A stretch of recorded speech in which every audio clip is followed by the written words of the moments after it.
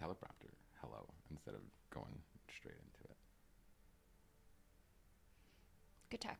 Good talk. Great talk. Great All talk. right, getting started right now. Hey, everybody out there in YouTube land. Welcome to the Irregardless Live Sunday NFL, Fanduel, and straight up gambling breakdown. Week 6. Whew, we're excited to get into it. We're still setting up the radio version, which is over on RPAN or Reddit. If you hop over to Reddit and you get on my profile, which it's on the screen right now, user msmith721, you can find a live chat of this radio where you can get involved. You can ask us questions. You can raise your hand, jump on the mic. Yeah, you could take over the show if you want to. You could co-host or you with get us blocked next week. forever. Give us 1 second to get it all set up, and we are ready to go. Get your pens and pencils ready because we are going to have a lot of information coming towards you for just to get you set to win $300,000 on FanDuel. 2 hours, 11 games. See what you got, Mike. See what you got. You know what we got to do first, though? Hey, how's it going, everybody? We got it set up. Like we mentioned, you can get on Irregardless Live on Reddit right now. It's actually under my profile, msmith721, but you can get on that if you want to interact. Up to you. Otherwise, enjoy the show. We don't have time. We had to come in a half an hour late today, so we don't have time to. We always say 10-ish. We always say. I had to brush my teeth. I'm sorry. And if anybody knows me, they know it takes a really long time to brush my teeth. I apologize, but you don't want to be sitting next to me in this close to quarters. I know that we've been married for five years now. We've been married for 5 years. But you don't want to. I've never smelled this man's bad breath, and today will not be the day. Thank you, and I appreciate that too. But we're going to jump right into it because we got to go over the recap of last week first, and then we'll jump into the game starting with San Francisco. We'll be honest and tell you how our advice paid off last week. I mean, it was pretty good. I thought we did pretty well. Actually, I could put up a graphic right now. Yeah. So week 5 recap. Those are the greens and the reds. That's no joke. That's what we got correct and incorrect. Picks. Mike went, what is that, 7 for 9, 3, 6, 9 there? Yeah, 7 for 9 in the beginning. It's looking pretty good. I mean, missed the top 2 there, but we both missed the Jags. Man, I just love the Cleveland Browns so much. But I missed my only 4 in the early window. If we head over to the PM picks, I know you missed one there, but Mike ended up going 9 for 12. I ended up going 8 for 12. That's not bad. That's not bad Advice at all. from 2 strangers that you watch on YouTube, listen to on Reddit. I really hope you didn't go contrarian on us last week because that would have sucked. Now, just to be honest with you, on all avenues, because the calling the games is one thing. We did pretty well at that. But when we put up our lineups from last week, that's where it gets a little dodgy.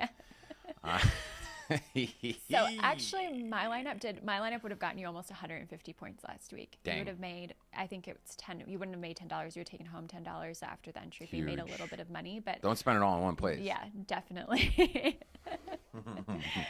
Put some aside for a rainy day. If anybody wants to know, like we can hold some pride because we do aim to win big or lose horribly, like come in first or last. That if you ain't first, you're last because you want to win the money. $10 is not exhilarating.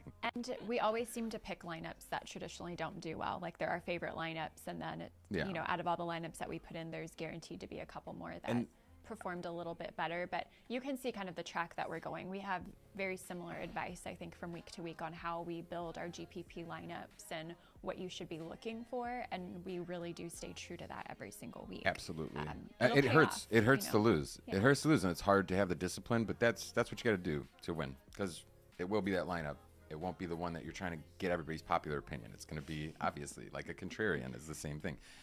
I think we're going to see it this week, too. It's going to be a little bit of, like, scrubs, a little bit of, Well, I say we just get into the first game because we really do go over my theme of the show this week, and I think every week 6 is contenders and pretenders. So let's jump right into it. And I made sure to put San Francisco, Atlanta up front, just because I know by watching it, we started. Oh, these are the first 4 games that we're going to go over: San Francisco, Atlanta. You can see Patriots at Cleveland, Jets at Green Bay, Jacksonville at Colts. You see their over-unders. just to give you a little glimpse into the next 4 games, starting with Atlanta, San Francisco, 5.5-point favorites, which I'm sure every single person has a different number up there because this line has been moved around all over all week. I try my hardest to update these lines, but this one was moving so much I couldn't do it. So that means there's traction on both sides. So tell me why, Alina. Well, you have 5.5 up here. I think San Francisco opened at 6 points, but like you said, that line has just juggled a good bit. They're heading over. Well, they're not heading anywhere. Atlanta's heading over to play the 49ers, and they're 5-0 against the spread. So I think this opening spread at 6 was a little bit exaggerated because San Francisco played Carolina last week, and Carolina's easily one of the worst teams in the NFL. Yeah, unfortunately. So Atlanta's been really great about staying in every game this year. There was that call last week, that passing, very controversial, roughing the passer call. Yeah, super controversial. I hope that it changes rules for the rest of football. Yes. That's how controversial it was. And so I feel like that really sealed the loss for them, but they're scrappy. I mean, they've been competitive every single week. And I can appreciate the fact that Atlanta deserves more respect, but we really, you and I, couldn't be further from each other on game scheme here. I completely went the other way. I think that the line was soft. I think it's a blowout, as a matter of fact. Half of me believes it, and half of me actually just really wants it to happen, you know? I love San Francisco. So it's all good. They have one of the best defenses in the league, especially against the run. R.I.P. Algiers. Tyler Algiers. Love that guy. But see ya. I do have that guy actually scoring a touchdown, but he's definitely not going to be worth his value. He was worth his value a couple weeks ago when I called him on my weird guy touchdown segment.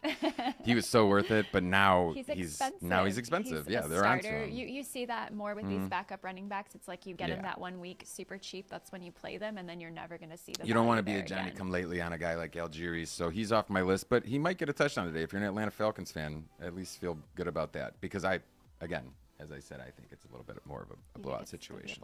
Yeah. I mean, I'd love that. Wait till you hear my final prediction. You're going to be like, no, that's not blowout. That's a massacre. I feel like I'm probably a little bit more conservative. And it's really because the injuries are mounting on San Francisco. So that defensive line is thinning. I don't know that their pass rush is going to be an elite pass rush this week. But Marcus Mariota, he's not a huge threat. It's tough because it's like, okay, how much do we actually need to pressure the guy? And I know you're a little bit higher on Marcus Mariota than I am, but I mean, Atlanta has their passing yards per game are 3rd lowest in the league. They don't throw the ball. They really rely on the run. They can't catch. So my blowout's sounding amazing. Keep going. I love this. Offensively, though, the San Francisco run game is working. We have Jeff Wilson in there. We saw Tevin Coleman get some action last week. I think they're going to take advantage of Atlanta's inability to put together 4 quarters of defense or 4 quarters of offense and 4 quarters of football in general. We also have Cordero Patterson still on IR. He will not be playing today. But Kyle Pitts, he didn't play last week. He's questionable. I saw this morning that he is expected to play. And then, of course, the defensive line injuries we talked about. Nick Bosa's questionable. They lost their really great cornerback, Emmanuel Mosley, last week for the year. So the second unit, they're going to need to step up today. Second unit. Oh, man, too much pressure. Too much pressure, and especially going after the wrong team right now. You could catch a break going after somebody, Jacksonville, well, maybe not even Jacksonville, but like Houston or somebody not really doing great right now. Sure. Detroit banged up, something, I don't know. But definitely this is the worst team to be matched up with. For DFS, we obviously differ here. I don't expect a ton of points to be scored, so I'm really leaning away from this game. Even though we know San Francisco is going to go run heavy, there was a kind of a timeshare at running back last week. I mentioned Jeff Wilson. I mentioned Tevin Coleman. Deebo Samuel is $7,600. This is a guy whose value hasn't really changed a whole lot, but I think he's so touchdown dependent, and it's hard to say who is getting the touchdowns and what I think is going to be a bit of a lower scoring game. Yeah, even though Atlanta returns to earth this week, even though San Francisco scores a ton that I believe, I still don't really have anybody pinpointed. Half because I couldn't really statistically justify my blowout, so it's hard to account for those touchdowns. But I'm laying off just purely because I don't have a firm grip Otherwise, Debo is obviously, if they do score as many points as I say, Debo's obviously going to be involved. Mm-hmm. Kittle obviously going to be involved. Even there might though be more. He's been so underutilized this year, which is heartbreaking. Mm-hmm. George Kittle, he used to be kind of like a Mark Andrews, kind of like a Travis Kelsey, and he's getting 3-4 targets a game. I've said it and I maintain to say it. A groin injury is one of the most nagging injuries in any sport, let alone football. And I'm surprised they're even letting the guy play. I understand limited, but until he's full, you just never know that next one that's going to put him out for the season. So it's conservative play, which is smart. But don't be looking to him to get any crazy games. When he does, then start, I guess, picking him up, because he's never really a guy that's like a sneak pick. He's always on everybody's radar. But wait until he starts picking up more traction, feeling a little better before you're really relying on him. Get him on the value, wait for that price to continue sinking. Yeah. You know a little bit about hip flexor injuries. Oh, my goodness. I bowl. So, yeah. Ugh. Once you heard it, it's the same. It's literally the same thing. I bowl 2 leagues a week, 2 nights a week. I bowl, and you do it once, and then you you just keep re-injuring it. That's why I look at a guy like that. I'm like, don't, because I know I'm in bed sometimes, just writhing in pain. Yeah. Could you imagine running routes, blocking? He runs a lot faster than me. Yeah, and he blocks 300-pound men. No thanks. Yeah. So, anyways, Atlanta. Hey, Blush, and hey, D. How are you? Atlanta, once I let you know my pick, I don't want you to think that Atlanta's still not my dark horse for the season. I still love them aggressively, but the Jimmy G has breathed life back into this San Francisco team, and we'll see this team surprise a lot of people how far and aggressively they will go to belong with the Bills and the KCs, the Tampas, and the Phillies in any conversation about Super Bowl contention. Or they'll lose, and my faith in them will be lost, and I don't really have to, lose any more money guessing on them, which is a complete win. Plus, go Dirty Birds. So it's it doesn't matter who wins here. I've hedged my bet so many angles that win. I suggest you follow suit. So predictions. Okay, so I talked about Atlanta. They might be scrappy, but I have to give this to San Francisco. I think they're going to pull out the win 21-17, but Atlanta will continue their perfect record against the spread, 6-0. All right. I went a little different. Look at that score. I wanted to come out of the gate just still steaming, Willie beaming. I just wanted to crush it, and I hope I'm wrong about this, but if I'm right, oh boy. Thank God I can edit videos after the fact. When you look at the season-long scheme, this week 6, as I mentioned before, is where the contenders and the pretenders really start to show their colors. With San Francisco fully in charge of their own destiny, I believe. Seeing what I've seen from them recently, playing extremely well. If they want to be taken seriously, they have to impressively beat this Atlanta team. My crazy, nuts, out of my mind prediction this week is San Francisco 42-7. We had 17 on the prompt. I am not giving them that much respect. No, I think I'll go 17. I'll go 17. Yeah. I'll change my graphic. You'll do 17. That's a big, wide margin. So we think Atlanta can put up about the same number of points. So next week, make sure that you have that corrected, because I don't want to look really that stupid, because it's an extra 10 points. But yes, we'll have to blowout. We'll have to write that down.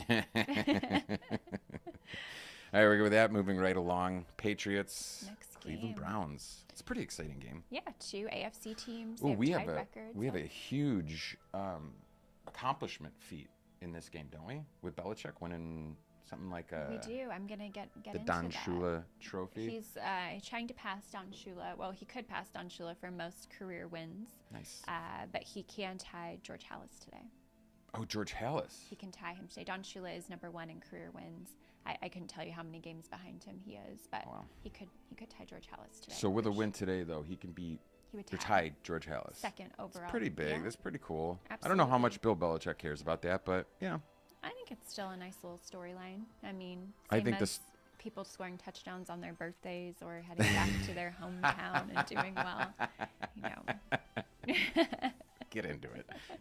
Dude. Okay, so we have 2 AFC teams here. They have tied records, both 2 and 3, but they're coming out of very different games from last week. We saw the Patriots shut out the Lions in pretty convincing fashion with Bailey Zappi at QB. Thank goodness we don't have to talk about the Lions this week. They're one of 4 teams on bye. Lions, Houston, Raiders. Just like the Bears. And they're not on bye, but they played already. One more if you could call it that.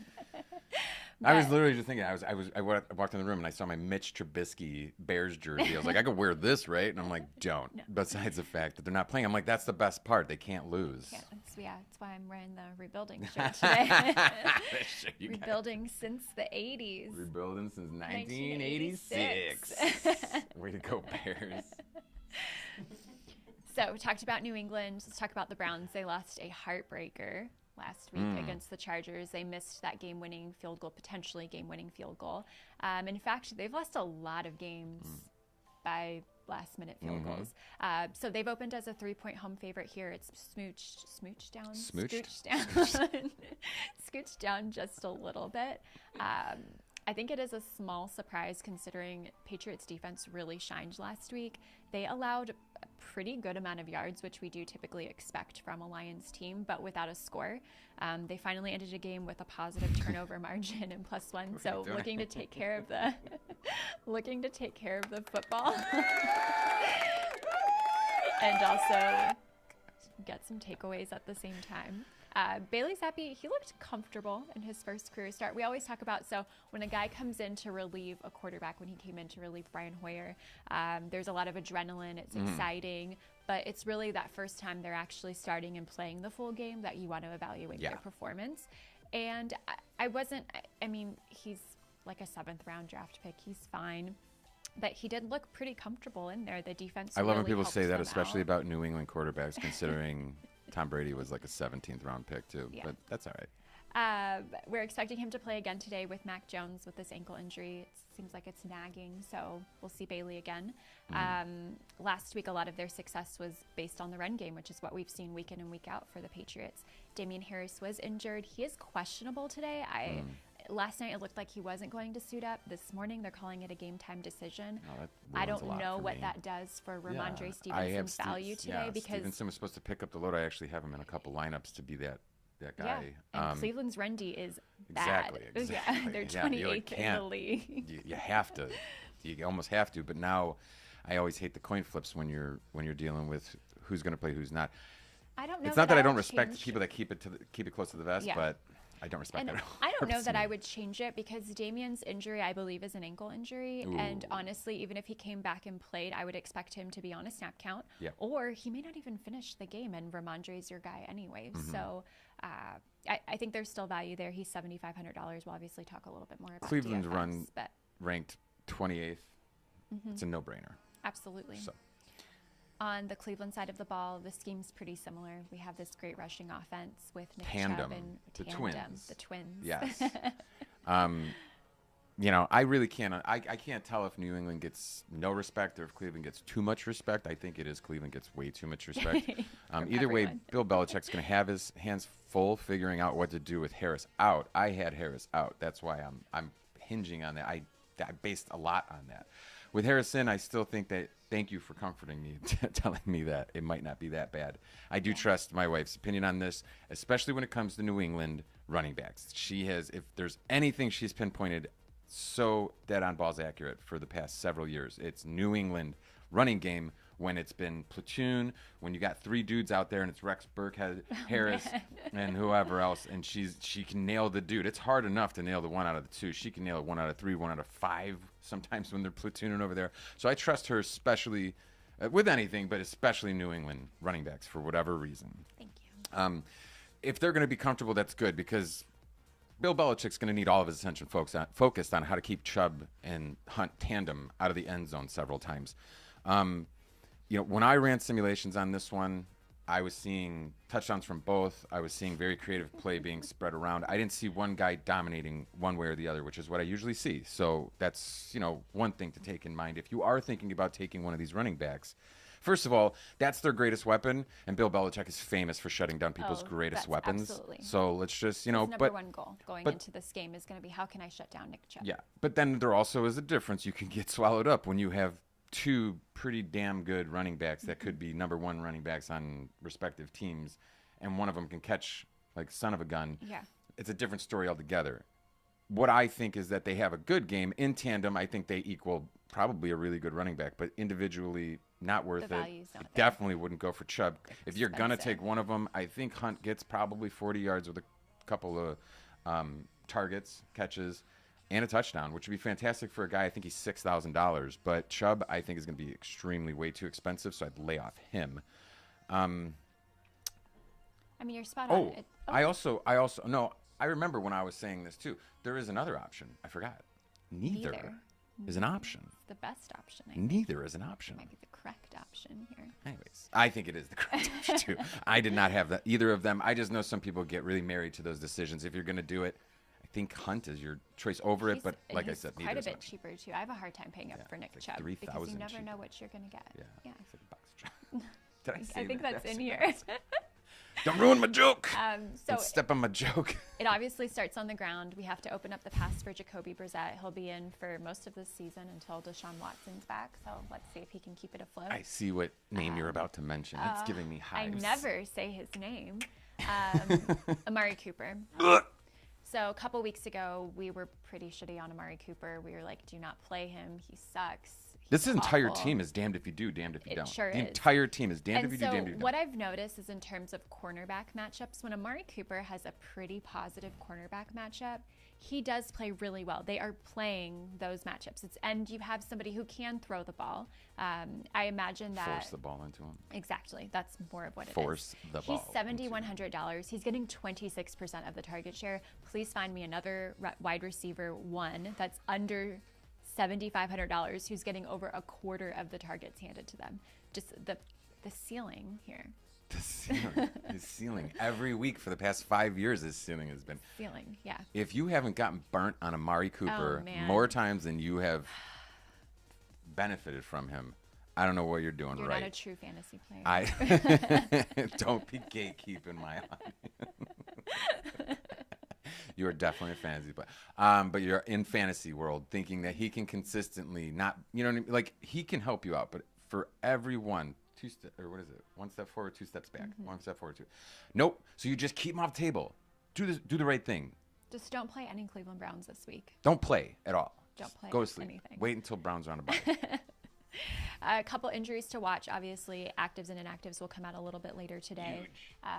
The offense on the Patriots side is pretty banged up. I know I saw Jonnu Smith probably wasn't going to play. Oh, no. I did see, though, this morning that Jacoby Myers, although he was questionable, he is expected to play today. Good. He played last week and really helped Bailey Zappi out. He actually had a pretty good game. Yeah. He's also on my weekly fantasy team. No big deal. So, but Cleveland, but Cleveland won't have Jadeveon Clowney this week. They won't have Denzel Ward. From a defensive perspective, that's definitely a loss for them. So with that, I'm taking the upset here. Bill will tie George Halas today for career wins, and the Patriots will edge out Cleveland 24-21, which is also hitting our over here. Of 42.5. 43.5. 43.5. It's moved still, also. Yeah, that's fine. Hitting. Well, I have to agree to disagree with you. I love a good accomplishment game like the one that you mentioned. I have no idea. That's really funny. I love an accomplishment game that, especially one that I had no idea until about 10 minutes before the show, and I couldn't rewrite any of my stuff. I love it, but my mind is made up, and I've counted to 3. Cleveland by 3, and I called that before I saw the spread, which was 3. I called that before I saw the spread, 21-19 under 42.5. I didn't even do the thing. There you go. If you need the visual, sorry. That's not me. Just coughing. It's our coughing dog. It's okay. He's not feeling great right now. Okay. He's a good boy. He's a great boy. Moving on. What's the next game? Game 3. I think my favorite game of the week. Really? I think when you hear my prediction, you are going to agree. It's actually going to turn into your favorite game of the week because you are going to watch it hoping that I'm wrong. Who is that man on the Jets? That one up there? I think that's Joe Flacco. He didn't look very old. You're talking about the graphic? Yeah. Yeah, that's Joe Flacco. I can tell right now because remember when I put Zachy Boy in there, he had like his Bill Belichick sweater on. So I must have gone way back because I save them when they're home and aways, and then I just use him again to gotcha. duplicate. Yeah. So I must have just forgot that Joe We don't Flacco. want to forget that he's on that team. I love Joe Flacco. He love will Joe. be back this season. He will be back this season. I'm thinking in like a Tyson Hill role, where he just goes and sure gets a dump off with a quarterback screen and sneak 3 times into the end zone. Tiny little Joe rush. Flacco, 45-year-old Joe Every fantasy Flacco. player is at home just ripping their hair out. Oh, we'll talk about that. We'll get to that. We'll get to that. But Okay. let's do Packers Jets first. Jets and Green Bay, they have the same record. Would Yeah. you have ever thought that would have happened? No, I wouldn't even think that they would they would be like so rude with The this spread. Yeah, 7? absolutely. Outrageous. The last time the Jets played in Lambeau, What did the Jets have to do? I don't to prove themselves. They have to go fist fight the Kansas City Chiefs. What the hell's going on? Give them some respect, man. I don't even like those guys, and I don't like Solid too much, but they're playing well. they're playing good football, and Yeah. they're cashing in on what they said they were going to do is prove themselves. Good for you. Hooray. The last time they played in Lambeau was a long time ago. It was in 2014. They've played against. It's not cold enough for Lambeau to be effective. Or How cold? Oh, it's cold in Chicago. I effective, wonder. not effective. It's not effective. snowing yet. It's not snowing. The ground's, Yeah. really when it gets cold, the cold hurts. The cold sucks. But like the ground being so hard when it's cold and playing, it's just a different game. But we're not in the tundra season of Green Bay for that to affect Sure. anything And it's just not like yet. the Jets don't play in Take it cold from a Bears weather, fan. by the way. Like Yeah, what the hell do they care? play But in cold weather, I think so. they have a little bit. It's Green Bay. It's talking about different. what's This that environment, Lambeau. this environment is a tough environment. I mean, I think I saw a stat that said something like Green Bay puts up on average like 30 points at home. Wow. Like they're really good at home. So this will be a week Unless where it's the NFC champion. yeah. This will be the week that they're looking for a bounce back win. Yes. Let's see if they can. put Oh up goodness! 30 You want a points. bounce back? Oh my! Just a moral victory. Absolutely. That must have Cripes. been the worst flight home last week Oh. after losing in London to the Giants. That's a long one. Yeah. It's not one you could just be like, I'm gonna take this news. And I think one of not think his linebackers, I think it was David Bakhtiari, made a comment that like, I'm not going to be worried unless we lose to the Jets. And it's like, ooh. All right, But- Mr. Salah's listening to that and just going chomping at the bit because he loves that kind of stuff. So don't give him any more reason to beat you. Yeah. I think they're underestimating the Jets here today. That defense, it's really good. They're 10th in total defense. They're 9th in the league in passing yards per game. I'm really looking forward to seeing if that defense can take care of the ball, limit Rodgers in the deep passing game to keep it competitive, which I think has really led to 2 wins in a row. Yeah, Green Bay's been pretty consistently inconsistent, and the Jets have played their hearts out consistently. I adore that, and Even though they've been inconsistent over the last 5 weeks, I have to say they're a fundamentally better team. Absolutely. They're 9th in the league in total yards. They have one of the league's best. We want to talk about a running back tandem with Aaron Jones and A.J. Dillon, who I think. I was like, See, he doesn't get Madison? enough credit. No, he's on the The Vikings. I'm like, So, I think A.J. Dillon could be a starter on another NFL team. Like, wasn't he? no, I don't think so. Don't ask me these questions. You know more during than the I do. show. I just, it's just when I hear someone's name and I'm like, who's the best in the league? I'm just saying he's a good running back. So Sure. Green Bay's no strangers starting off roughly over the first few weeks of the season. I do think they will bounce back today. Yeah. Well, I have the opposite feeling that the Jets are going to somehow surprise us yet again. Love That's that. what they like to do. Keeping it reasonably close. It's kind of like bog you down like a New York Islanders, if I may interject with my hockey knowledge. We're like a New York Islanders. We're not here to really score. We're here to keep you at bay for a little while and then put it on in the last couple minutes, or last quarter you would be here, and then win this game. I really do think that they kind of lull them into a false sense of security, and then I think they win this one on a late turnover. I know I'm calling a little too much there, but I just got this weird feeling. But when I was running simmies, speaking about the consistency, Rodgers was picked off a ton throughout. Wow. Yeah, definitely something to keep your eye on. You bearded here first. Something to keep your eye on. If you got a late turnover that affects that game into, you always got to worry about giving the ball back to Rodgers, though, especially like on a pick six. You'd almost think Rodgers would throw a pick at 1:30 and just be like, go, take it, because I want the ball back and give me a 1:30 and I'm going to stuff it down your throat. I can do a 90-second drill. Yeah.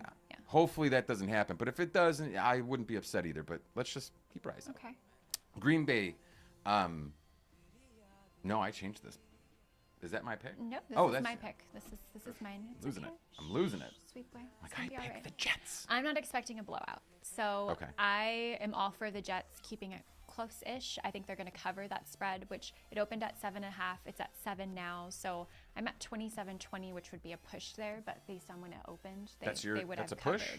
It's 47? Right now it's on the spread is 7. Oh, got you. I'm sorry. Okay, because I pushed on the over/under. Gotcha. If you see the visual, I picked the Jets 24-21. Like I mentioned, like I'd like to see it like 21-17, and you're thinking, oh, this one's probably over, turnover, and then hopefully the Jets can keep them down. But that would be a push on the over/under. Also, I don't know, man. I'm basing this one off of scared money don't win. Scared money don't win. Like you want to win, no one's gonna believe that the Packers are gonna lose 2 in a row. No one's gonna believe the Jets can beat the Packers. Let's go contrarian, make some money. Someone's got to. Someone got to. One of us has to be correct. Yeah, that's true too. In DFS, I think there's a couple of players to choose here. We both have a pretty similar total overall. So I think there are a lot of games on the slate that will be likely higher scoring. So I don't know that this is one that I'll have a ton of utilization from my lineups in terms of player pool. Aaron Rodgers, if he is going to put up 30 points and they're going to sling the ball during this game, he's $7,500. I think both him and Zach Wilson are going to fully utilize the players around them. So looking for like the guy, I think that's really tough. Yep. They've been spreading the ball around. You have two running backs in Green Bay. You have another tandem with Michael Carter and Breece Hall with the Jets. It's hard to just choose a person. I do have Randall Cobb listed here, who's $5,700. Actually, Aaron Rodgers and Randall Cobb, he has the best QBR on third downs, and it's throwing to Randall Cobb. That makes sense. So just kind of a cool stat there, but I think you're gonna do a dart throw here if you really want to pick a guy. Otherwise, there's a lot of possibilities from all these other games. I mean, we have eight more games to go, quite a few more games to go. 8 more here. games to go. Yeah. I feel like I'm going to use it as to put up a hedge bet. Okay. Is that cool? Yeah. I think that if you think I'm crazy because you think that this turnover, scheme theory that I have, if you think that's crazy, fine. Go play Aaron Rodgers. I think he's a great play. I think that it's one or the other.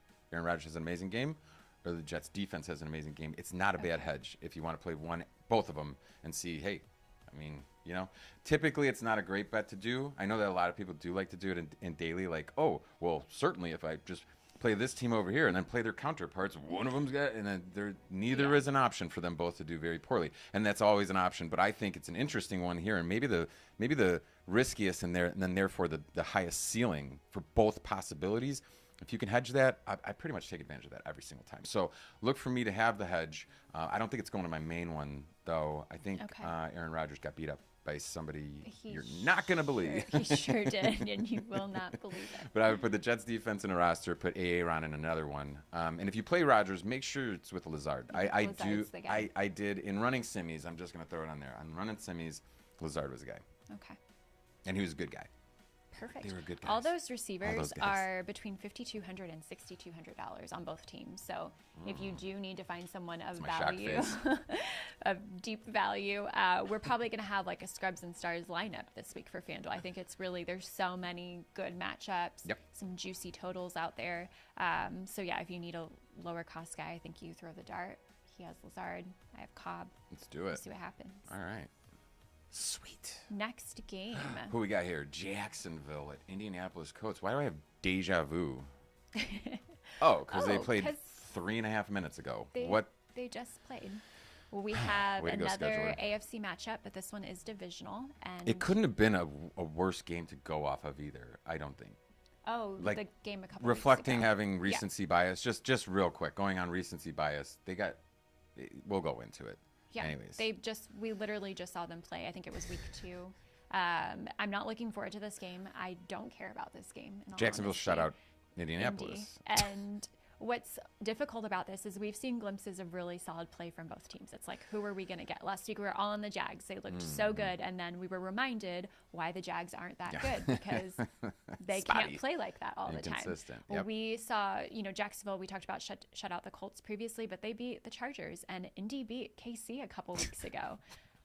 like, would those versions of those teams play today? Like, is that what we're gonna get? I'd hate to see those terrible teams show up, but I'd love to see those two teams. We've had enough shitty football the last couple of weeks. We had one of them show up the last time these two teams met, though. Jacksonville shutting out Indy, which is just such not an easy feat, especially against a team that's got the likes of Pittman and the Jonathan Taylor Thomases and the Matt Ryans. It's hard to shut out anybody, but for them to do that now, looking forward, you know. We can laugh for a second and keep scrolling if you want. No, you gotta go back up. Let me deliver this one. I can do this.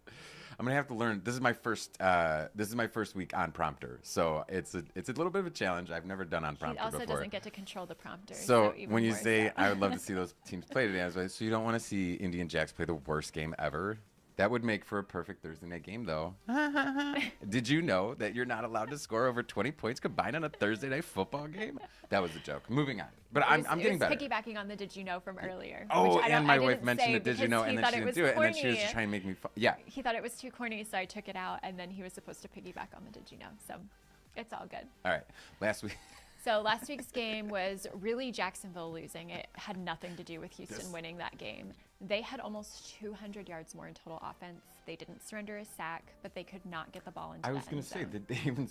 How much did they score on that? I think it was two field goals. It was bad. Ugly. I'm expecting the offense and defense to come together today. I think the goal is Trevor Lawrence just needs to take care of the ball. We have Indy without their biggest playmakers. Both JTT, Jonathan Taylor Thomas, and Nyheim Hines are out. So we have some running backs that are being brought up from the practice squad. Philip Lindsay and Deion Jackson is their third string guy. I think we're going to see a bit of a timeshare there. But even outside of that running back pair that's out, they have a really lengthy injury report. They're already last in the league in points scored per game, and I have a difficult time imagining things turn around today. Yeah, I'm a typical quarterback who's on the decline, I would dare say. Absolutely. Yeah. I'm a typical gambler that does not like to take any football team in a season sweep because it's just hard. This one, on top of the teams playing the way that they are, that injury report on the Colts is just undeniable to say that it won't affect the outcome. So we may see a lower scoring game over pure safe play and protecting the ball with backup guys, you know. However, I cannot see Jacksonville slowing down. They score quick, and when they do, they score quick when they do score, when they do actually score. So a blowout is not out of the question. And since I'm a bit of a gambler, maybe we'll see that in my picks. I don't know. I can't guarantee we're going to see 4 quarters of football. No. I think we're going to be in for one good half. Yeah, I think one good half is all we could ask for out of both of these teams. I think it's going to be enough today for Jacksonville to take care of things. I have them hitting the under 21-14. Okay. I originally said 41 to 17. And I mean, I didn't have an injury report. These are the ones that I do early on in the week. And I originally said 41 to 17 because I was like, let's go Jacksonville.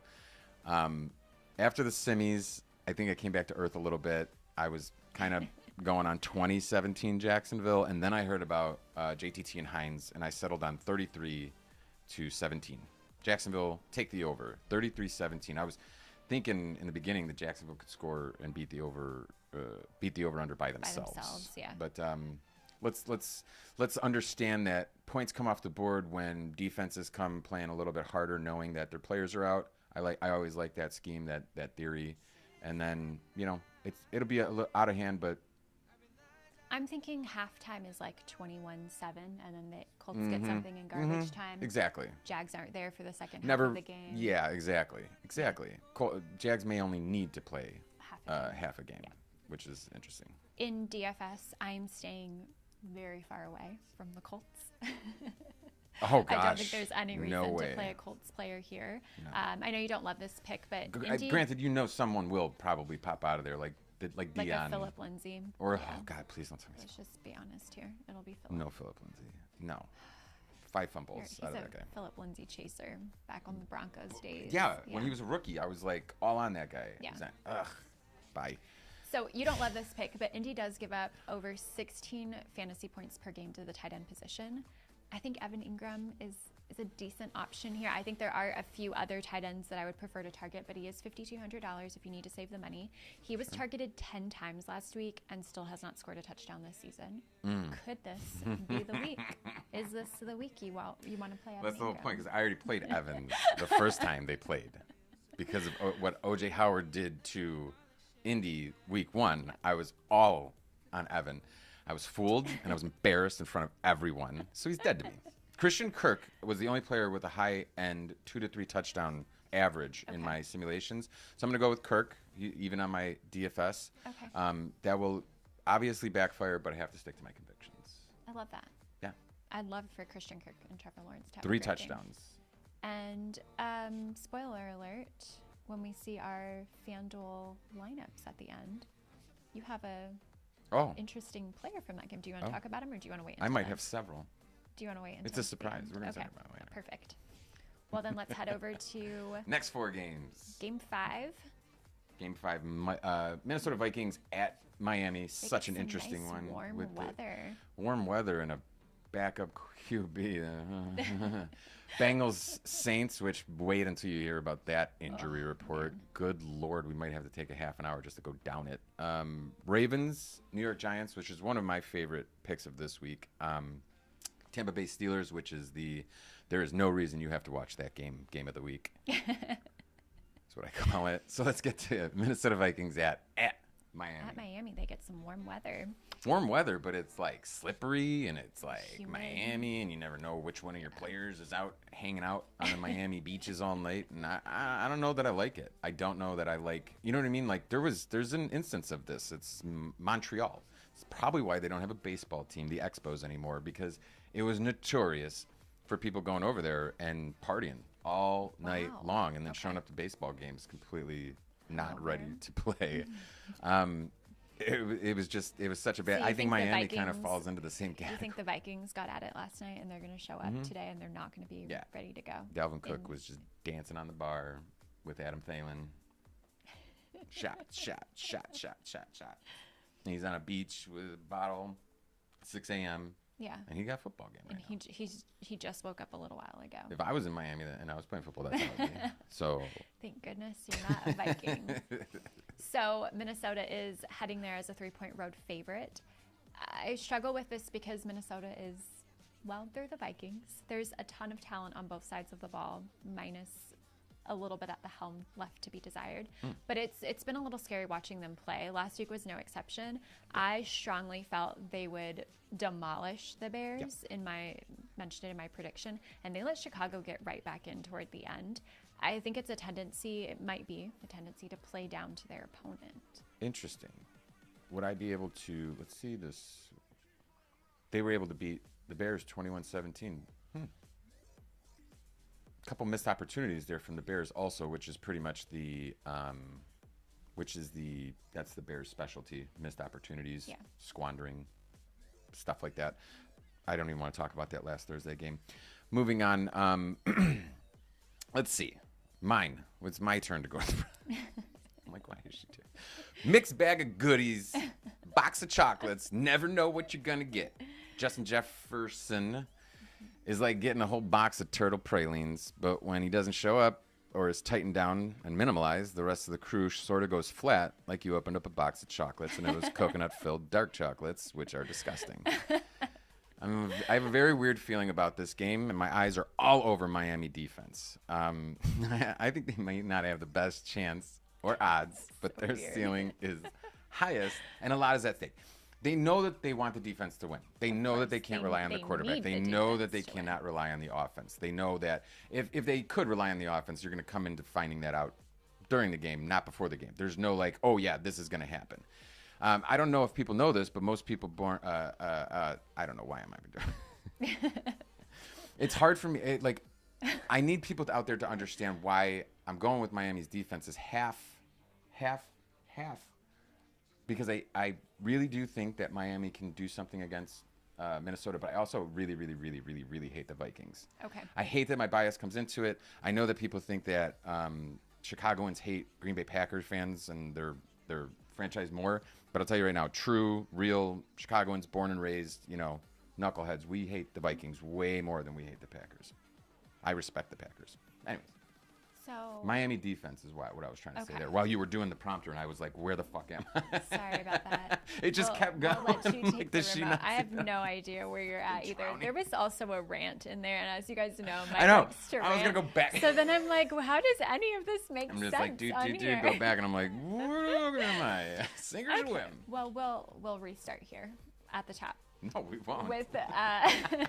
With Skylar Thompson getting his first career start, we talked about, okay, so he came in. Quarterback Skylar Thompson. I need you to say quarterback because that is not a readily identifiable Skylar name. Thompson will get his first career start for the Miami Dolphins today.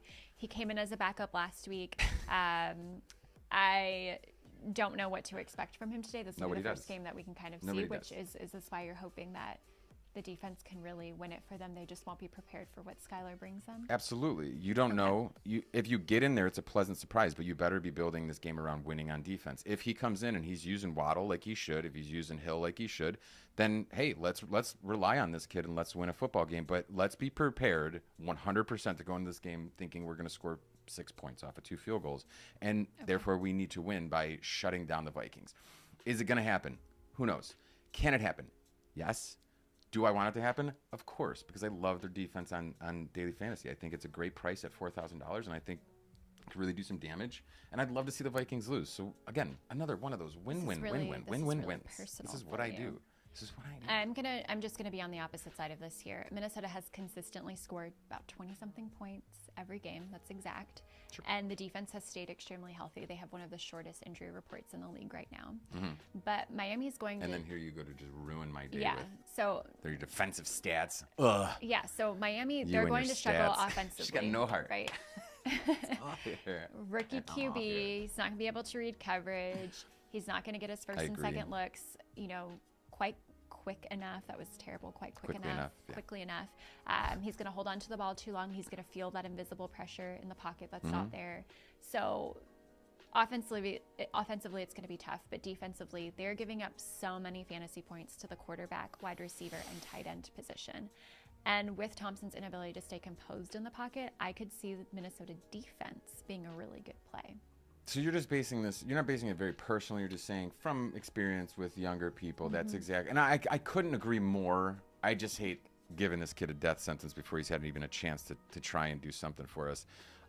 Like we mentioned before, the pickets and stuff like that, sometimes that first game, besides the fact that they have no footage on you, they have no idea how they're utilizing you in practice. They have no idea. They could have footage on you in college playing a completely different game than what you've been utilized as here as a backup quarterback on purpose. Some people actually tend to, strategize that way. Who'd have thunk it?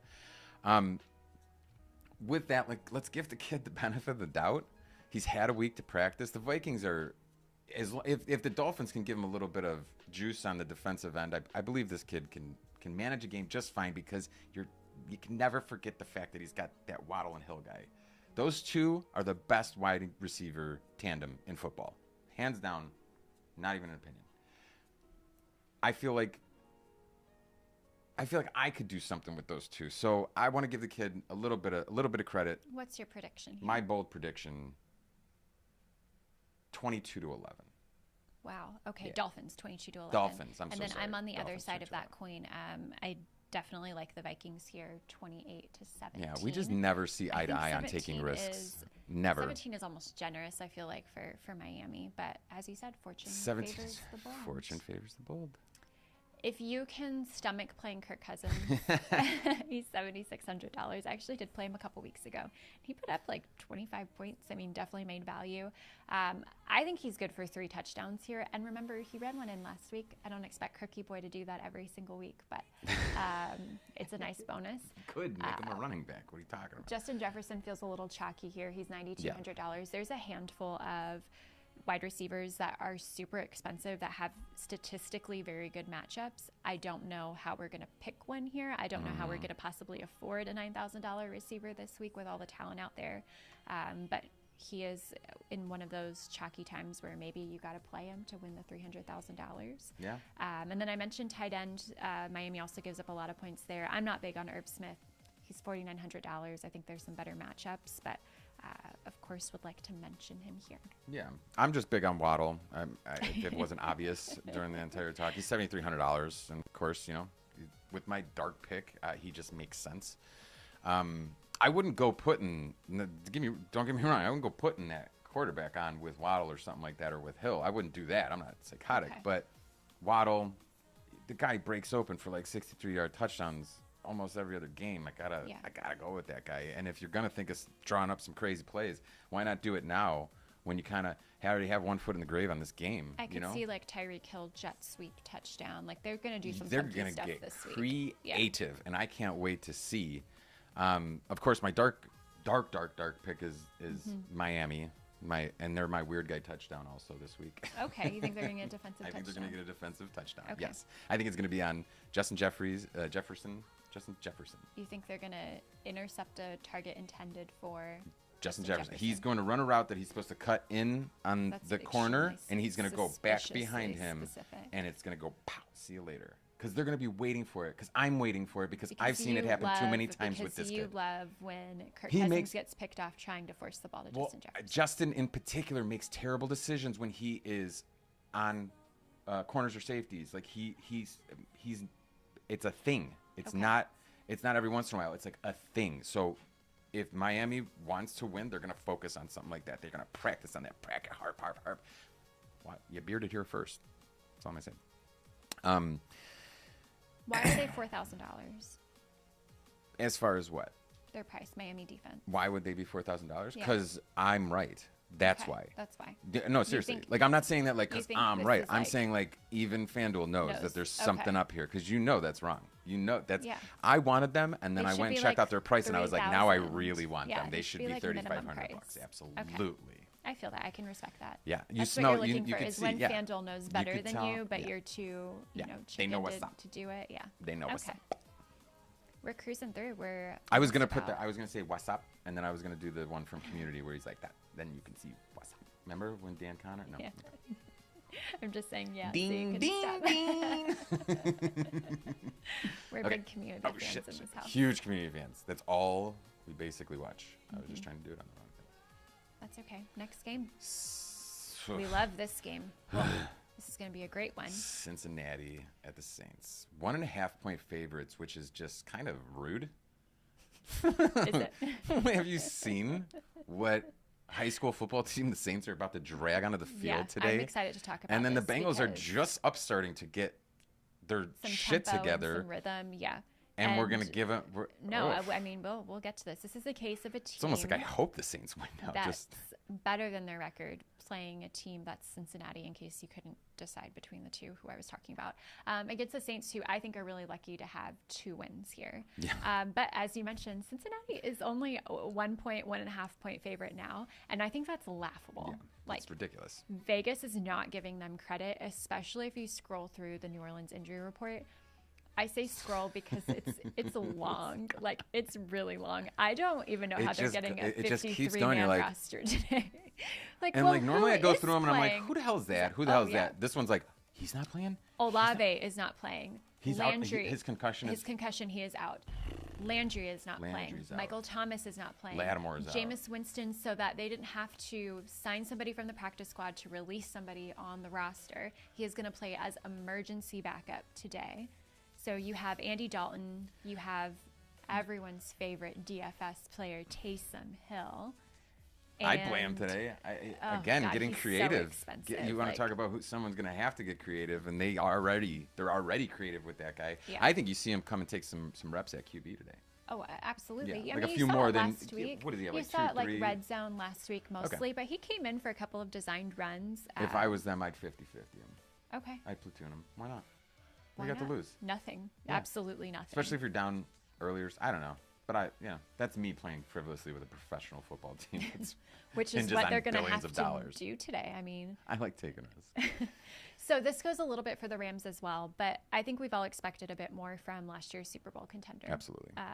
The Bengals play calling really hasn't been working. If we think about what Jamar Chase was doing this time last year, he's like miles behind how unstoppable he was. Yeah. And I feel like they're still waiting for that groove, that Joe Burrow, that Joe Mixon, that Jamar Chase. Like, where can this get right spot It's starting be? to feel like this team's feeling more like that old mix and Bernard, Giovanni Bernard, yeah. who was over there with them? Oh, the man. receivers. They were so good. Years ago. They were yeah. so good, but they were so bad. they're- AJ Green. Oh yeah, sweet AJ Green. Anyways, moving on. So I'm expecting the biggest thing that we've seen is this Bengals O-line. That's been a constant topic every single week. It is so bad after what we thought was going to be a rebuilt line coming out of the offseason. They signed a ton of people. But New Orleans' defense is not good. So I think Burrow's not going to feel as much pressure today. He's going to have a bit more time in the pocket. New Orleans might pick up a sack or two, but they have the worst pass rush win rate in the league, meaning What does that mean? Yeah, basically it's the statistic that shows how effective your pass rush is. Theirs is last in the league. They have the least effective pass rush. Okay. All right. I mean, so up front, they're just up front, garbage. not good on the defensive line. And their secondary is amazing when it's healthy. When it's healthy, When they're actually Marshawn on the Lattimore field. is playing, when people Half are playing. the team isn't on IR. So they're middling against the run, which I think is a bit of an opportunity Yeah. to get that run game going. No, I couldn't agree more. My heart bleeds for the Bengals O-line. Like, I want them to be good. I don't want them to be pressed any longer. But my head knows that, with Jamar Chase, especially, that's a sophomore slump. If I've ever seen one, that is a true sophomore slump with a little side of Super Bowl slump, to be, clear. It's always harder to play a lot more football, but yeah, with no one fooled either, because they've had a whole summer to learn everything about the guy, not to mention the target on his back that he created for himself, the team. And, I can't say that he really wanted it to be like that. But that's what happens though. Yeah. That is what happens in football when they figure out what you're doing. So this guy though, it's not all the yips in this. It's just a culmination of things. I do believe he will be able to pull out of this, but as we stand right now, show me before I'm going to start taking some, putting some faith in you. Anyways, so in the rare agreement with you, thank God it's New Orleans is all I'll say. Because I've mentioned that the Bengals are getting back on track, and that's exactly what I mentioned before the games last week, is that if they're going to play against some crappy teams, these are the opportunities to shore up things. Like, takes a little bit more risks to, figure out what your team is doing poorly and practice on that on a real practice field. This is a must-win game for them. Yes. You have to get back to 500. I do believe that also, yes. Like I mentioned, the big week of pretenders and contenders, they are a contender. Prove it. Go beat this team. Go make it look good. Don't even give them, I don't want to even see this like late minute heroics. I want to see you beat. I want an impressive win out of Cincinnati, and I that I haven't seen since. On the offensive side of New Orleans, I'm expecting another heavy dose of Alvin Kamara. Yes. We saw that last week. We saw Taysom Hill last week. So for all the Kamara We're players gonna start out putting there, up little things like these guys. we're This guy's so sorry for you. There's that not Taysom Hill got every single touchdown last week. But really, if Cincinnati spends maybe 10 minutes watching last week's game against the Seahawks, I think they'll be ready for all the Taysom Hill play calls. I would hope so. Like, is there like a drawer, like a pile or a stack? I don't know of, like, how Taysom anyone Hill still falls designed for runs? it. And then he comes up on the field, and I'm like, oh, they're running the ball, and Seattle just drops everybody back, and I'm like, but he's running. Like, what do you see that I don't see here? Yeah. No, I said, I don't know how anybody still falls for that. I'd be ready for him, but God bless that man. They'll need him today. Yeah. There's no two ways about it. Andy Dalton is not the quarterback you want for this entire game. You need somebody who's mobile, especially against a Cincinnati D. Yeah, let him QB a little bit more than he normally does. He's comfortable. It's not like he's not. Oh, I mean, get some screen passing going, get some weird stuff going. Be creative. It's on you, New Orleans, because otherwise, Kamara's a guy that I didn't know that Taysom scored all those touchdowns. So now I have Kamara on my roster. Which I think now I'm terrified. Should I take him off? I think it's a good pivot this week. He's one of the players that Do you I have in my Do you pool. think that Cincinnati Bengals defense are having this exact conversation? Absolutely. Like, should we pull off a Kamara to go get Tyson? And they're like, no, because then this will be the week that Kamara gets 3, and then we're, wasting our time covering Tyson when he's just absolutely, demolishing us. Well, no, like, he's not even being used. Like, he's being a prop. He's a prop gotcha. for, like, Yeah. hey, look what we just did. He's going to do it again. And they're like, all right, put 2 guys on him. Like, go. And then Alvin no Kamara man to man. just And then swings out on the Kamara. edge and- Exactly. yeah. Exactly. So watch out for that too. I think Kamara's still a really good play. I would take him. I think I'm going to keep him in my roster now that I just talked through that one a little bit. I don't let it get too out of hand, though. I do like a low-scoring game here, so I'm going to take 21-14 Cincy as my pick, and I don't think it's really close as much as it seems like that score is close. It's never really that close, but that's my official 21-14. What do you think about that? I mean, I'm in agreement with you. I'm all in on Cincinnati today. They have the edge on talent, on experience, on coaching. Yeah. All of their losses have come from last-minute kicks as well, but their wins have been pretty big. So I'm going to take them 27-14 today. Not too far off from yours. A little bit closer to the total, but both on the under, on which the under. yours is really teetering though, right? Yeah, You're only about half a point away from it. So DFS wise, I don't know that I'm. This is tough for me because everybody is so expensive. Joe Burrow is $8,000. He's never put up more than 21 points. That's not value in this season so far. That's not value to me. No. Jamar Chase has a solid matchup today. He might get some extra looks if T. Higgins is out as well. He's $8,100 though. So, we talked a lot about all these good matchups for these high-end receivers. I think you're going to have to play one, but it's going to be a challenge to try and pick the correct one. Exactly. And there's too many to choose from. So at least, some of these guys give us 2 options, and it's hard enough to do that. 3 options is impossible. This is like 5 options. You got Hayden Hurst. Don't forget about him. Speaking of those players, T. Higgins and Hayden Hurst are active today. Hurst is going to get a touchdown. And bearded let's see here first. We have the Saints starting quarterback, their top 3 receivers, and the star cornerback, Marshawn Lattimore, are all out. This is a game the Bengals have got to win. Hey, we just maybe they're listening to us. Yeah. So we have just one more here. Sorry. My sneaky pick on defense, New Orleans leads the league in giveaways. Cincinnati is $3,600. I would rarely recommend playing them, but in a team that gives up the ball the most in the entire league, $3,600, and I don't think. How does that not scare the crap out of you? It seems too easy. The same way that you look crooked at a Miami at 4,000 defense, like something's wrong there. There's something wrong there. Okay. I'm not even touching defenses here. I do have Alvin Kamara all day. He's the only dude that can win. The only dude that can, put up points, and that's win or lose. So that's always a nice little hedge bet. Yeah, because a lot of guys, like a Justin Jefferson, if they lose, I don't expect him to have any points. Kamara can still lose and have 30 point. Absolutely. So he's always a good one. I think he had a great game last week, and he didn't score a touchdown. I had a couple of semis where he ran real big chunks, 63-yard touchdowns. So don't take that away from him either. I think he's a solid play here. Perfect. There's no other option. You know what I mean? Moving on. Moving on. Almost to the end of the early games Giants. Here, 7th game. One of my favorite teams against one of my least favorite teams. Woohoo! Ravens opened as 5.5 favorites. Breaking news, Damian Harris is inactive. Ooh. So we can put all of our pennies Stevenson's and right back. coins into Ramondre Stevenson. I don't have to change my graphic. You don't have to change mid-show, it. which I wouldn't have been able to. We're good to play. So anybody know which one's my favorite? Baltimore, as I mentioned, opened as a 5.5 point favorite. That line has shifted to 6. We get the Giants that upset Green Bay last week in London. Meanwhile, Baltimore narrowly escaped with a 3rd win against Cincinnati. So both of these teams here looking to continue this little back-to-back that they've got going. I feel like the earlier spreads weren't very representative of the teams themselves. We talked about how some weren't getting as much credit as they should from Vegas, but it seems like the Giants, them winning last week, it didn't fool anybody with the spread. Not me, not my mom. Don't get me wrong. I love what Brian Dable is trying to do. Seeing Saquon play at this really high level is exciting, but I have a very difficult time believing they can keep this momentum going with a depleted offense.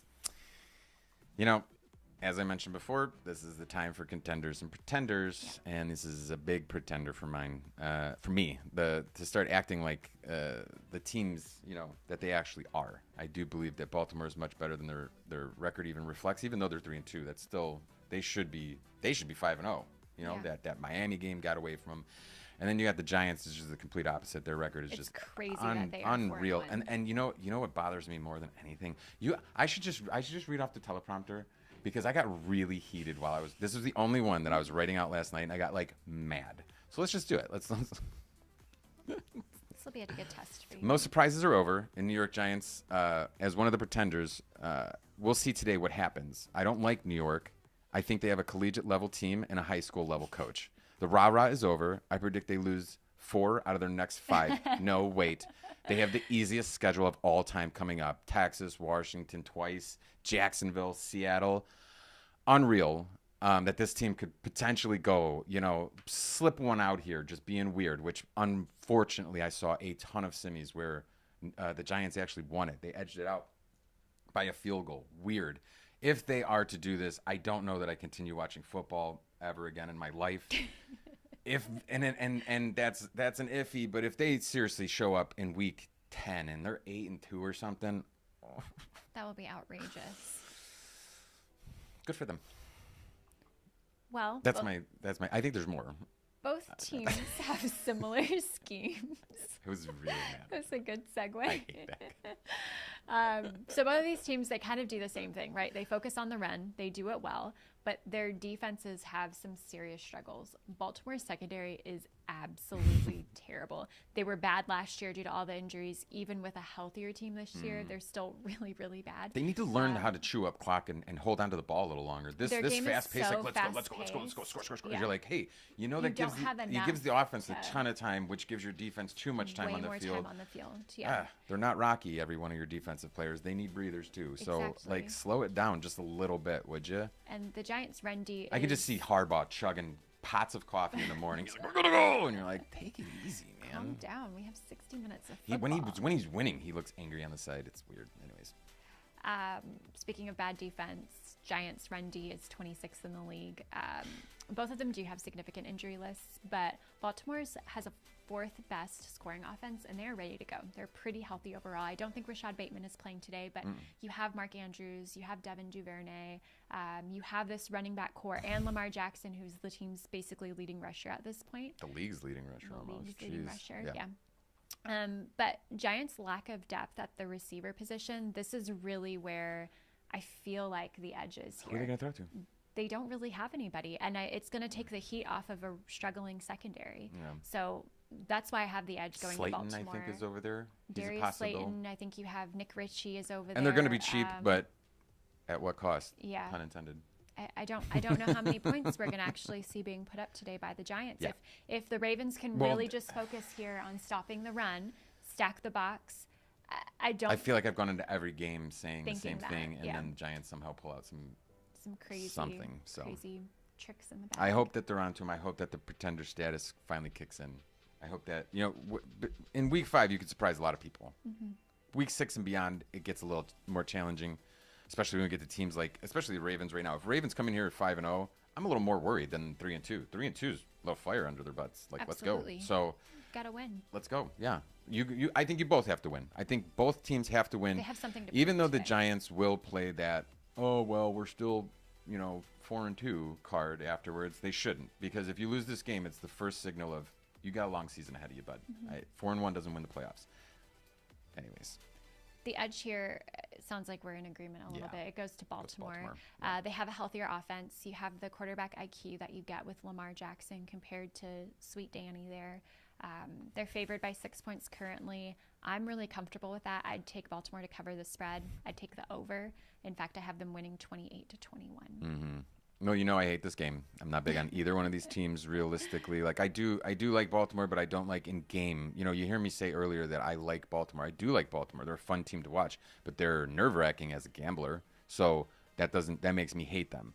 I'm going 30-20 Baltimore covering.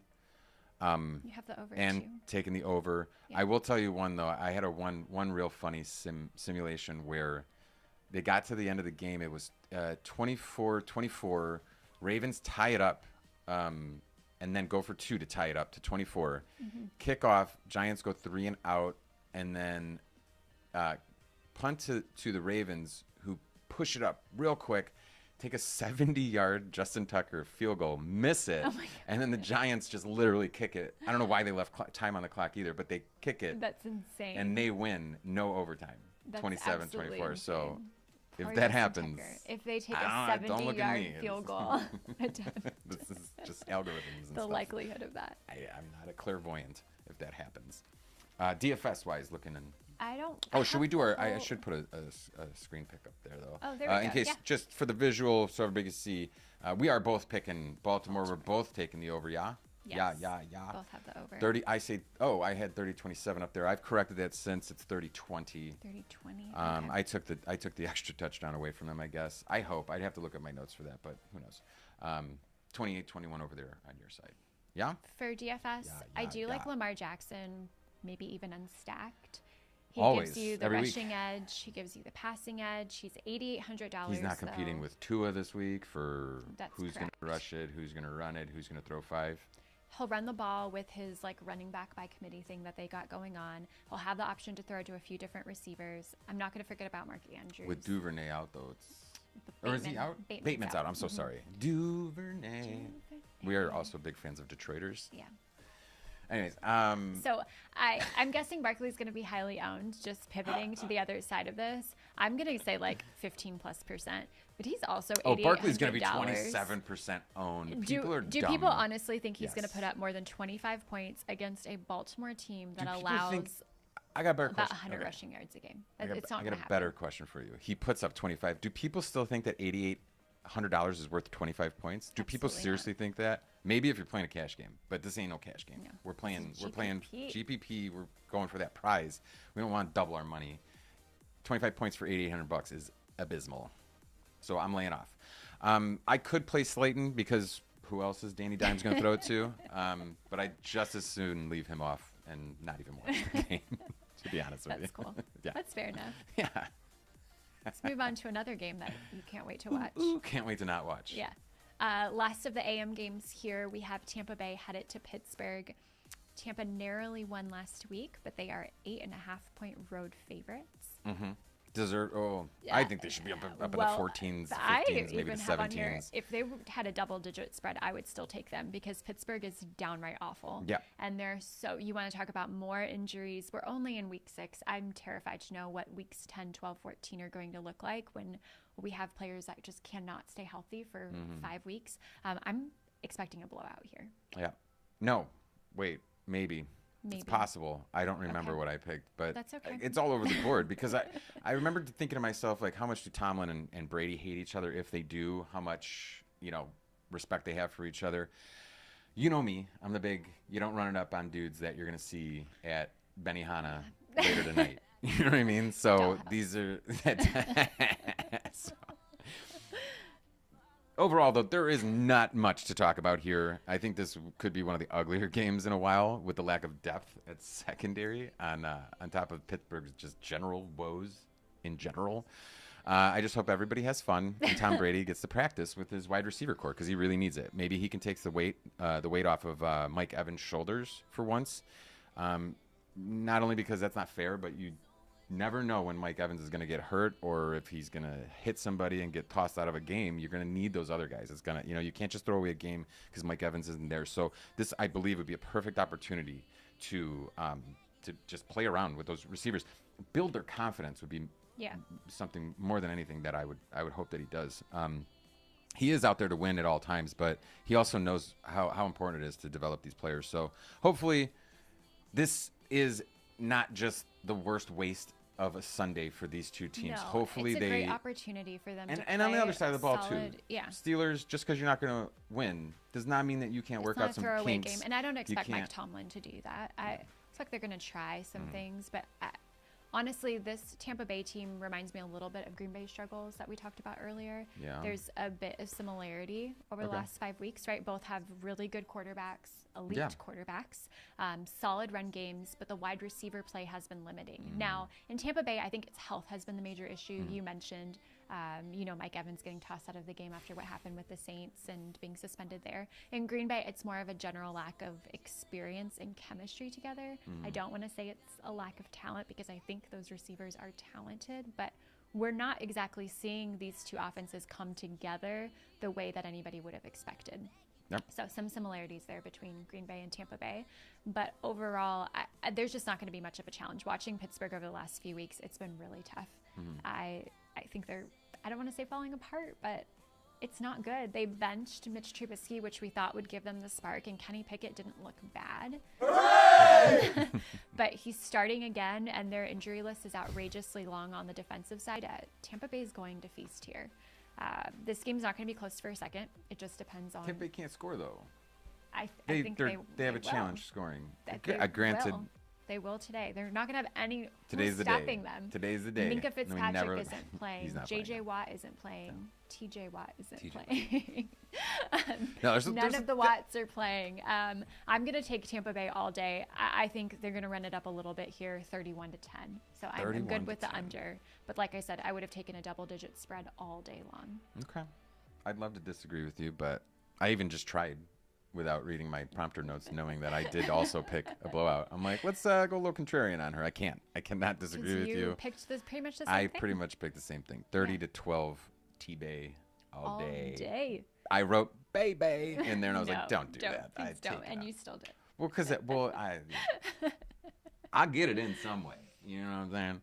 Anyways. So let me put the graphic up so we can get some just visual learners. If you have to, and you can see all the other games in picks. case you wanted to be refreshed on those ones. So, rounding out that one, though, Tampa Bay. We both picked Tampa Bay. The only disagreement we have here is really Miami, Minnesota. Gosh, I hope I beat you so bad on that one. I hope I'm so right on that one. It's not only that I picked these, weird ones and ththese dumb ones, as you would probably think. It's not only that I picked those, but we got the whole graphic here. What am I doing? It's not only that I picked those ones, but it's like you got to factor in how good you would feel if it did come in. So I know that's going to lead you down a horrible path, but I'm not putting money on these teams, just so everybody knows. This is just for street cred around my house. And with you guys here. And with you guys. Yeah, we want you to come back. They're in our house too. Again. They're in our house right now. Yeah, you are in our house, home. sitting over here having a beer while we're chatting about football. Yeah. Recap. Let's do the AM. Well, do you want to talk about DFS really quickly? Where? Oh. That's okay. We can leave this up here. No worries. No, I put the bailout after. See, I messed up. Gotcha. That was me. That's all him. Yeah. Accountability. See, that's what happens. You do something incorrect. You take accountability. Right. You apologize. Whatever you make happened it right. to that Yeah. in the world? I don't know. Who are we talking about? I know we're talking about someone specific in football because someone doubled down on their stupidity in football last week, and I was like, you just say we suck or say it's stop this. Like, just move on with your life and be accountable. Dude, it's fine. So I've obviously, with the lack of points scored, predicted to be scored by Pittsburgh, I'm going to stay away from them. But we both agree that over 30 points could go up on the board for Tampa Bay. I think there's a couple of players here to look at. I had Tom Brady last week. Yeah. And he's $7,500. He did very well last week. I don't have, not today. Oh, okay. Not in this particular lineup I'm sharing with you guys today, but I'd be cool with He'll the full be in stack. a secondary lineup of yours, though. He already is, absolutely. I know Tom my Brady, wife. Leonard Fournette's $8,500. Chris Godwin has the best matchup. I hate playing Mike Evans. Mike Evans is a little bit more expensive too, so I love Godwin today at $6,800. Pittsburgh is also giving up the most fantasy points per game to wide receiver. Mm-hmm. And if you did want to pay up for Tampa Bay D, which I don't think I'll be doing, their $5,000, I think you can find some more value there. I'm struggling with that one. But if you can afford them, Tampa Bay defense, I say go for it. We saw New England, I believe, last week was the number one defense. They just did. If you didn't have them on your team, it was kind of. So that always worries me when you have a top guy that also makes sense. They're the only team I see with a legitimate chance for a shutout, though. So that's why I really do think that they're super affordable. I only wonder about the chances to turn over the ball on Pittsburgh. I think that Mike Tomlin sniffs out even the slightest trouble, just like what he did with Mitch Trubisky. I mean, Mitch Trubisky, I don't even think had too many turnovers, and you're like, that guy? Yeah. So he knows how to magically keep that ball in people's hands, or at least run plays where it's not going to put it too much at risk. So I don't know the turnover ratio that I like it too much, but if they do start turning over, they do put something together and shut them out. That is absolutely worth it. It's not risky, but don't come complaining to me if they get what's parity or par for $5,000, Yeah. which is just value. If they make value, don't be mad at me. You want the defense that's going to put up like 18 plus the points. defense that's going to be like, are they going to do it? Could they put up 10, 12, 14 points? Sure, but is it worth $5,000? I don't know. They're $5,000 for a reason, and that's I would avoid them. I would go with Miami. I don't know about you. I have Cincy D all day. All right, let's check out these the AM picks. Okay. So all the AM games today. Oh wow, there's some differences. Yeah, there's a couple there. I mean, we're on the same page with most of these, but we'll see next week who comes out correct. Yeah, I think my biggest one is going to be the Jets. Jets all day. You bearded ear first. I like those Jets. I like those Jets, and that's funny because people are going to harp that I am against Packers because I'm a Bears fan. I'm not. That's not what it is. I actually like the Packers way more than the Bears. Moving on. I seriously do. I respect Aaron Rodgers. I love the Packers. I used to hate the Packers when I was growing up and I was a kid, but that was when I was stupid and I liked one team and I thought that was the only team that existed on the planet. Now watching football and watching good football, understanding the difference between bad football, good football. Aaron Rodgers is one of the greatest players ever played the game, and I feel privileged that I ever got to see him play. Take that, Bears fans. Half of you from Gary, Indiana, anyways. Ready for the next I'm ready for that. I'm fired up. Man, okay, so now we're going into the PM games. We had 8 in the AM round starting at 1 o'clock Eastern. Now we have 3 in the last round starting between, 4 and 4:30, whenever they decide to kick the ball off there. First one we're going to talk about is Carolina at LA Rams. LA. Heading over to SoFi there. Carolina's kind of 41.5. Oh, I'm sorry. Sorry, I was just going to mention, I'm looking at the 41.5 over-under is like, no respect. No respect. No respect. What for the Rams would need to be given? Super Bowl champions, Rams. Sure. Okay, so I feel like Carolina kind of is bringing the drama that like the Raiders brought us last year. You know, there's just a lot of one of their wide receivers killed on. somebody. Their coach, like that there's just was that good was bad. joke. We're not ready for that. That's too soon. R.I.P. I do mean that R.I.P. We lived a block away from that. It We're not right that around is the corner from our old house. It's not funny, but it's funny, but it's not funny, but it's funny. So, as I'm sure everybody who is watching Poor us dog. knows, Matt Rule was fired last week. Carolina has an interim coach. They're traveling to LA. They're playing our Super Bowl team. And I think the expectations surrounding both of these Well, I think that's a good one for the expectations of these teams. Like, they're slowly being flushed down the toilet here. They're really high in the preseason, but both of the teams are really struggling. We'll start with the away team like we always do. Carolina Panthers, I think a lot of people thought that Baker Mayfield coming in was going to change things up for them, that he could be a franchise quarterback. And we have not seen that. In fact, with his injury, we're going to see P.J. Walker at QB starting for Carolina. And we've seen him play before. So he was part of the XFL.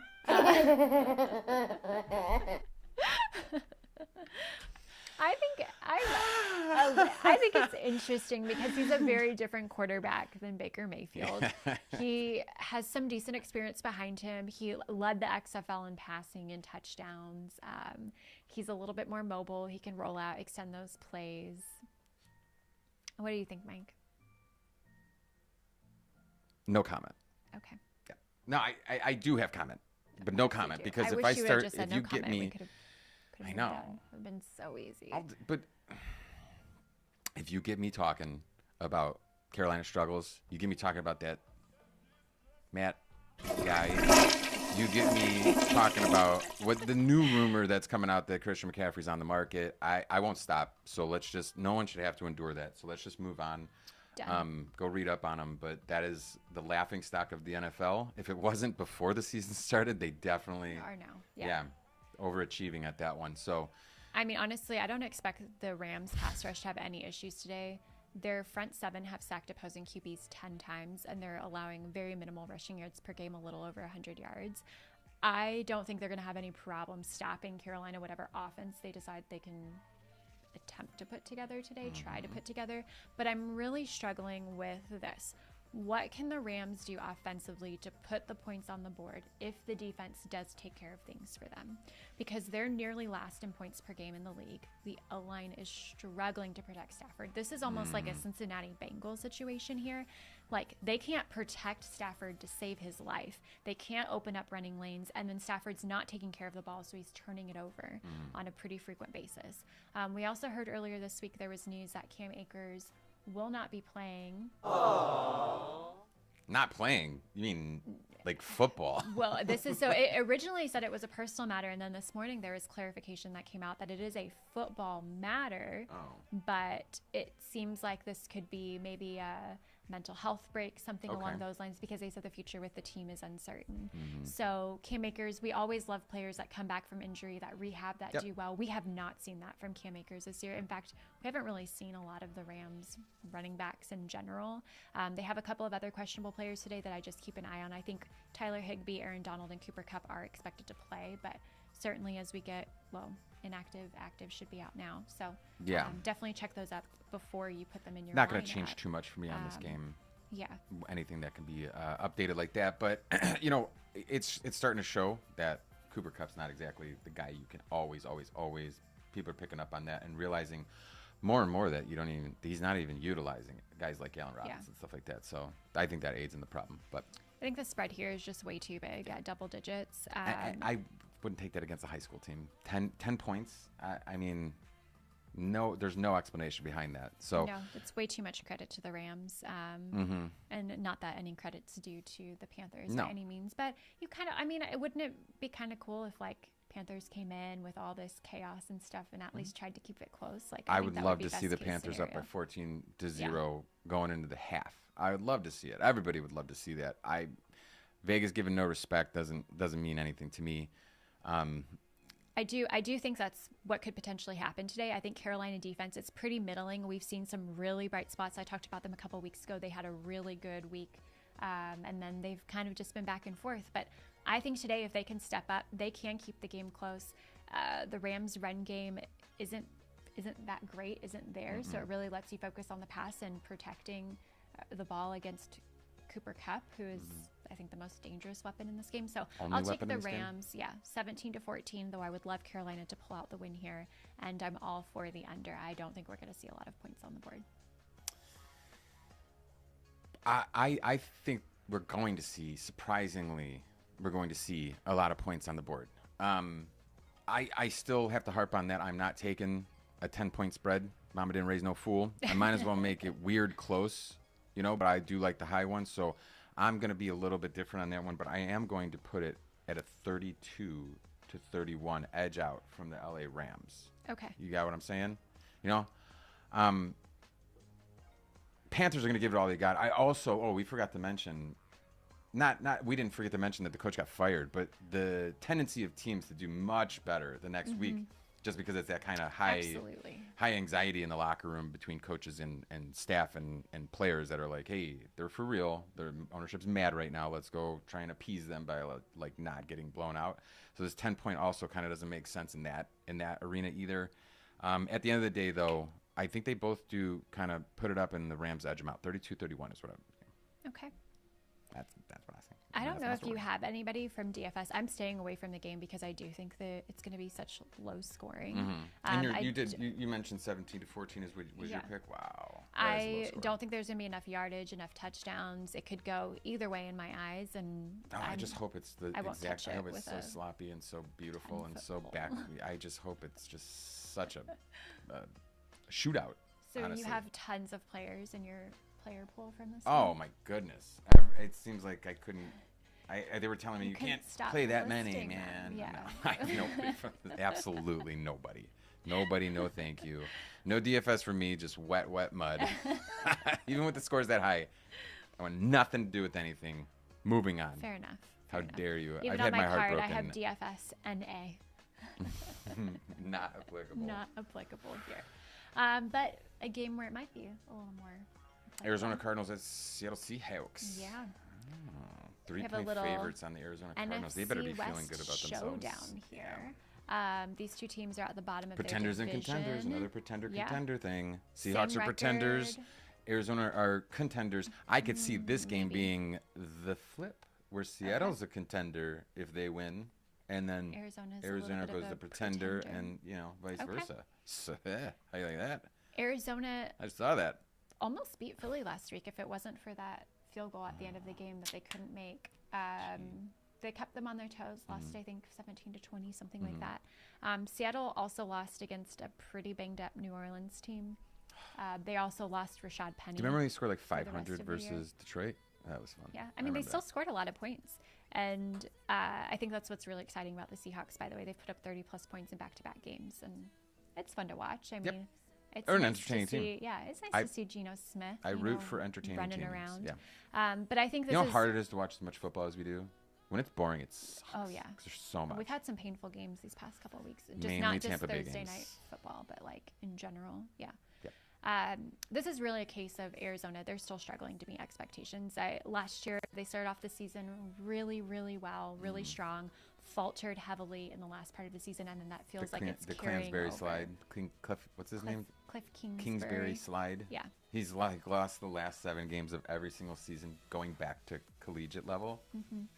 Ridiculous. Look up that stat. It's very when entertaining. He was back with Texas, I think. Yeah. Sure. Yeah. Anyways, I'm calling this one officially the Underachiever Bowl. It's almost like you get one of those. You get one of you two to get your act together, get your heads out of your asses, and use this game to do that. Then we'll see. This was a late. This was a late one. This is getting rough. Yeah. It's all good. No, I was just mentioning that this is one of those games that I would absolutely not bother to even put on the TV because both of these teams need to earn my attention. There's been nothing. Think Seattle has earned your attention? And then lost it, and then earned it, and then lost it again, and then now I'm just wishy-washy. I don't know what to expect. So I'm more relying on did they do well? Let me see consistently enough to get my attention. But otherwise, they're just consistency is not. They're just these there. Two teams. Yeah, Seahawks are just there. And if you're ever playing anybody off their fantasy team, please let me know. I would love to see who you're playing and winning with off of their fantasy team. Yep. Either one of them, to be honest with you. Actually, maybe a little bit. We'll talk about that. Did you mention to me something about DeAndre Hopkins today? I did. You did? I did say that this is his last game that he'll be suspended. So Arizona will be without James Conner, so they won't have him at running back. We'll talk about Eno Benjamin in just a second, but DeAndre Hopkins is serving the last of his 6-game suspension. So he is eligible to return next week. That'll be huge. That'll be huge. I mean, it really obviously shows that he's not there. Arizona. Let's see. And they are still. There's time. They're not getting any credit when it's not going to be. He comes back and that's it. I got full faith. You need to earn it again, but show me and let's see. But your last game, go give him a win. Get him a win. Get him even in that record. 500. When he comes back at 500. You got a chance. Let's go. Absolutely. I thought they showed a ton of heart against Philadelphia last week, and with a little help from their defense, they're just allowing too many points, about 25 points to the opposing team each week. I do genuinely think they could find success here. I'm expecting Arizona to control the clock. That's something, time of possession is something they've struggled with. They've got to slow down the game. They have to establish the run, especially taking advantage of Seattle's run defense. They allow over 170 rushing yards per game. Thank God. Well, Rashad Penny's out, though, right? No, they allow. This is their defense allowing rushing yards. Arizona's defense allowing? No, Seattle's defense. Yes, okay. yes. James Conner's out. Seems like everybody's out, basically. Exactly. That's going to be effective. So we'll talk about Eno Benjamin because who are you going to get this type of matchup with a guy so cheap? His backup, James Conner's backup. Is who? Eno Benjamin. We'll talk about him in a second. I keep saying that. We'll talk about him in a second. So I want to talk about now. This means Seattle, if they're going to control time of possession like I'm predicting here, they're going to run the ball, take advantage of this terrible run D. Seattle's going to have to pass. And with Metcalf and Lockett's matchups, I'm expecting this game to stay close. We've seen Geno Smith be able to throw the ball, and these are still very talented wide receivers. So the edge here, it goes to Kyler Murray's ability to extend plays. It goes to the more superior defense. I'm going to take Arizona, but I still think it's going to be close. 27-23, I think they do have them still covering the spread. And then I have the under here, the total sitting at 51.5. Perfect. Just because I like being contrarian and I love seeing how miserable AZ can get. I used to live there, so I have the right. I almost died there several times. I've pooped my pants there, so I have the right. Anyway, I do truly believe that Seattle can do this. I want them to surprise me again. I want them. I want to be right if they do, and I don't care if I'm incorrect because it's another one of those like win things for me. Because I do still appreciate Arizona. I don't appreciate what they're doing this year. I appreciated what they did for 7 games last year. That's about it. But they've slowly lost respect for me over and over again. The contract thing with Kyler. There's a lot of outside things that mess with me. I want them to get back on track, but I do think that this is a sneaky one, especially. I'm not you'll see later I mentioned that I'm not really a home and away guy. Yeah. You know me with the sports casting. Absolutely. I don't even talk to be a home and away. It does not matter. But there are exceptions to the rule, and when you're in Seattle with the 8th man? Whatever. What is it? 9th man? 9th man? 20th man? I don't know. I said it Running man a couple weeks ago. 12th man. When you're in that stadium, Qualcomm or whatever it is, and you got it does affect play. Kyler maybe can't hear as well. This could playing at Arrowhead. Exactly, and I'm going to get to that. In a second, because they were very disrespected at home. I feel like in the spread. I like Seahawks here. I know. Okay. I know. What score do you have? What score do I have? Let's check this out. 25-20. Okay. Which is a weird unorthodox score for a weird unorthodox game. Wait, how do I have the under? That's interesting. I might have put that in there incorrectly. Yeah, I think we both. I'm the under. graphics guy, and I was a little tired last night, so it's like okay. midnight, you 1 did o'clock. A great job, though. These graphics Touch! are amazing. They can't even see it. Oh, they can't. Oh my god. Okay. She touched me, sir. She's touching my face. I'm like, you should see. Oh man, I don't want to talk about it. Okay. The Eddie. I was gonna bring up the Eddie Olczyk thing. No, never mind. Never mind. Nope. Eddie Olczyk. If you know anything about Eddie Olczyk and his new partner, he just started the job over in the Seattle Kraken broadcast booth, hockey. Man, but they're day not one, doing and well him and his together. partner were not enjoying each other's space, and I'm like, that's a long season, boys. Yeah, it's a lot of games to call together. Going back to DFS. So Because I'm stacked on both these teams. I kind of like both quarterback options. I played Geno a couple of weeks ago when he got those 35 points. Great value pick there. I was waiting for this eye. But you remember that forever. I think he does have just as much ceiling as Kyler Murray does. $900 less. We talked about Benjamin, so he's going to be the starting running back for Arizona today with James Conner out. I think he's a must play, and his ownership is definitely going to reflect that. Who was the backup whenever James Conner Edwards, right? Edmonds? Oh, Chase Edmonds. Chase Edmonds was the back in the day. When Conner was out, I used to always play Chase Edmonds, and I used to. So I'm not buying that. This is the best matchup. I don't care. I'm he's not buying $6,300. Second. Show me another running back that's less than $6,500. Okay, geez. Oh my goodness. What did you have to do to that cat to get that sound? Horrifying. Okay, I love DK Metcalf's matchup as well. His price has now decreased and is below Lockett's by $100. They're $7,400 and $7,500 respectively. It's gonna lull you into a false sense of getting a sale. That's the worst thing about that. To make this even juicier, both teams allowed the most fantasy points to the tight end position. So I'm not going to split hairs. I'm not going to tell you to choose between Noah Fant or Will Dissly for Seattle, but I will have Zach Ertz on my roster at $6,000. One of these days, you're just gonna learn that the guy is. For every one time he's going to make value, not overvalue, not 3.5, value. One time he's going to give you 9 games where he does not. I don't know why he's even in. He doesn't even. When I used to scroll and see his name and be like, ooh, and now I scroll and go, ugh, no way, no thanks, no DFS considerations for me. Thank you. You said you had a ton of My players. dance card is How full. dare you? No, I was joking. You were lying. No, I wasn't lying. I was joking. Okay. You were lying. You were lying. Don't touch. Last game. Best game. Let's do this. Last game. Best game. Most interesting game. Yeah. I don't know what to expect here, honestly. I hated Didn't I put in one of mine first at all? I did. You changed it. I did not change the order. I did one where I was like, I hope she notices that I go first, and I wanted it to be this one. It's fine. Do you want me to scroll down a little bit? Nope. Okay. Nope. AFC rivals here for the game of the slate, leaving the best for last. Both of these teams have been nothing short of spectacular. Both. I'm sure they for their own spent reasons. Yes. the last week watching each other's losses to formulate their game plan. Back in week 3, we talked about Colts edging out Kansas City 20-17, and that same week. That's another one. See you later. Do not use that as an name. That same week, Miami upset Buffalo 21-19. Out. Recency bias. Over. My wife and I are actually going to have a really tough one with this one because we joke around the house that Jared Allen is her boyfriend. Josh Allen. Josh Allen. Sorry. Jared Allen. I even wrote it in the fucking... You sure did. Jared Allen's an old defensive player for the Minnesota Vikings who I hate. And speak of the devil, he did play for the Bears for like 1.5 seasons. Abysmal.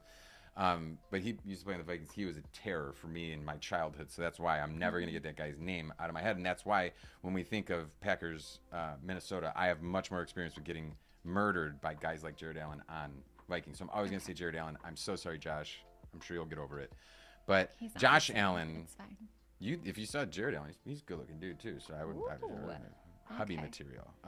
Josh Allen's her boyfriend, and Pat Mahomes is my girlfriend. So at home, that's how we joke with each other, like, who's going to win, my boyfriend, your girlfriend?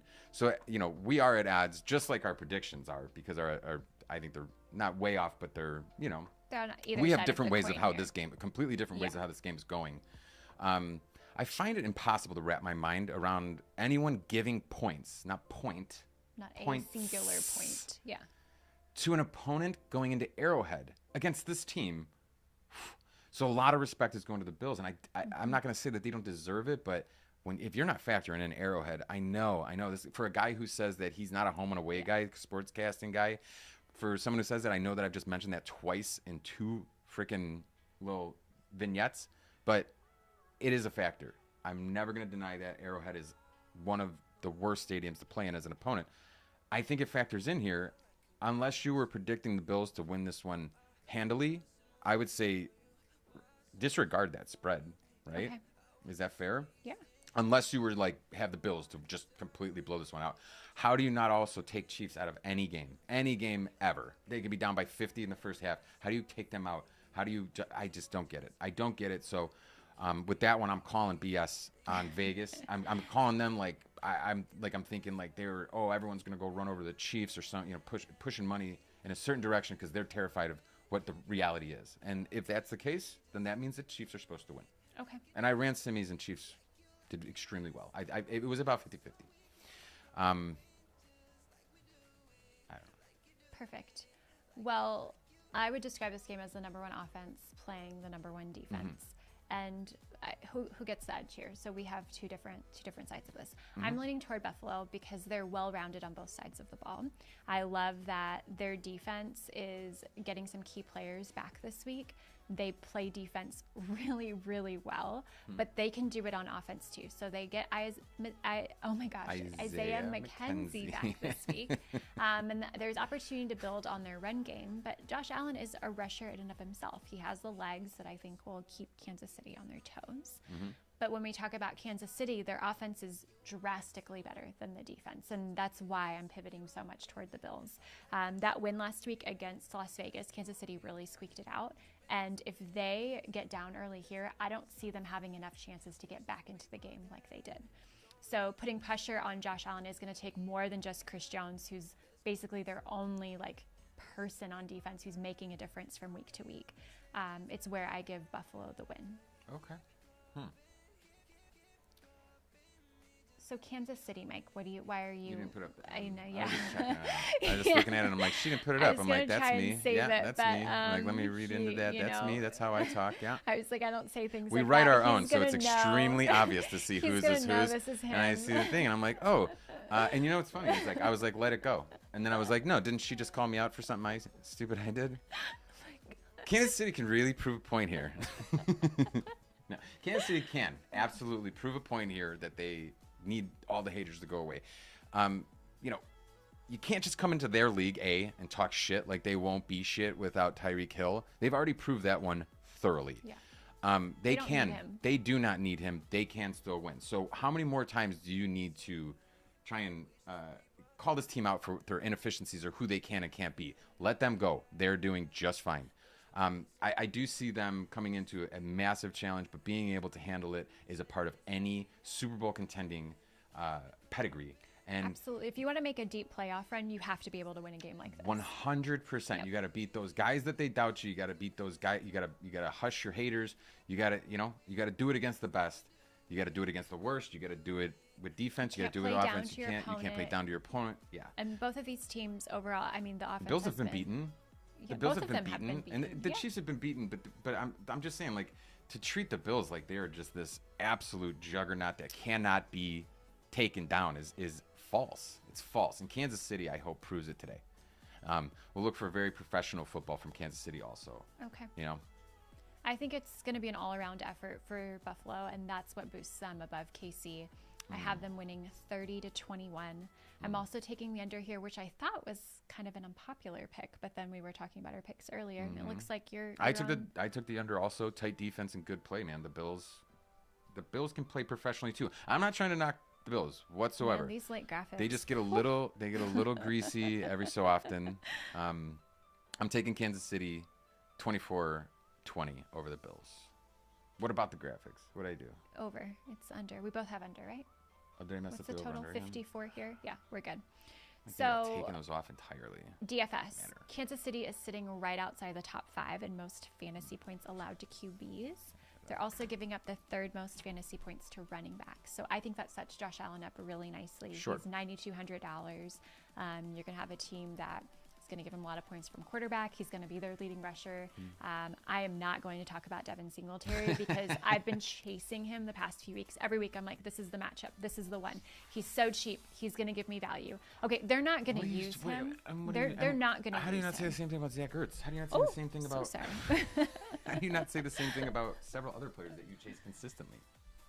Anyways, I'm just saying, it's so funny coming out of your mouth in particular because you just talked about Zach Ertz, and I feel like I'm just the girl who controls the desk Amari here. Cooper, Zach Ertz, these are all guys that you've been chasing for 5-7 years. They have that game, and I'm like, yeah, lose $8,000 in the process to go win 20 off of one of these guys. I won't eat. I don't like this. Gambling, not winning. Okay. So I'm sure this is the week Devin goes off, but I have no exposure to him this time around. Looking at other positions, Buffalo is really dominant all around, so I'm staying away from KC because they have a different guy every week, right? Yep. It's not like, okay, it's definitely going to be Juju or it's definitely going to be Mecole Hardman. Like Pat Mahomes has even said it himself. He's like, every week it's just going to be a different guy. Yeah. I do really like Stephon Diggs. He's 8,900, and I think that Allen Diggs stack could be the chalky play that you need this week to win. What do you think? No. Well, even though I'm taking the Chiefs, I don't believe Kelsey should be the guy this time. I actually do think it's Edwards-Helaire over there who's going to get a couple touchdowns. Maybe not some high yardage, but a couple touchdowns, maybe even a catch or two. I actually have Stephon Diggs, which you'd find pretty odd that I have a low-scoring game, but I feel like he's another one of those Alvin Kamara's. He can lose the game and still get 30, 35 points. He is ultimately on my DFS. Okay. You don't have to win to get a ton of yards, targets, and a couple tutties. I think a lot of D-gens could learn a thing or two from that discipline. So Diggs, but no stack, by the way. I want to make a point to say that Allen's not on my stack yet. Okay. So makes sense to me that you would take the Allen Diggs stack, but I'm going to just go, let's single out. This just came in. The Rams are actively trying to trade running back Cam Akers, and he's unlikely to ever play again for LA. If they can't trade him, the belief is he has played his last snap as a Ram. I already dropped him from there. I dropped him from the Rams, weekly, like on Madden. Yeah. As soon as I saw that report, I was like, yeah, he's never playing again. And took him off the rosters. Okay, so here's just to recap the last three games. picks that we just went over. We have some both have LA, and then the last two. Yeah, I like this. Good. I like this. This makes for good conversation. Good. That's our lineups. Did we do? Oh, that is okay. That is it. These are our big ones, so we want to share with you guys. Oh, this is what's going to win each of us $300,000 somehow. Yes. So you are on the right. Yep. And I'm on the left. Going down mine real quick though. I did. There you go. There's the unveiling. I did take Trevor Lawrence to be my dude. Stacked him up with Christian Kirk. I know a lot of people would have thought Evans, but isn't that just the perfect thing for you to go to Evans and ruin that stack when it was Kirk? The misdirection, I do believe that everyone and their mother knows Evans Evan Ingram would be a good matchup. So I think that's why you create the misdirection to go to Kirk. Kirk with 3 touchdowns. Lawrence just having the game of his life because apparently they have Indy's number. I think that not only will the lack of faith in a season sweep, the lack of faith in Lawrence in general, I think that'll lead to super low ownership because I think Lawrence gets a surprising amount of ownership no matter what because people just love him to be their dark horse and know that he could put up 50 points. And this week with those outside factors, I think his ownership is a little bit lower than normal, which is going to be crucial if he does have a good game to have him so that you can obviously pivot amongst a lot of people and not have a ton of competition there because everyone's going to have the same Allen stack, the same Mahomes stack, the same crap. I do like that Kansas City's playing Buffalo because of the fact that it's going to be a really big decider in that game of who's taking who. It's like a lot of pressure off a lot of ownership.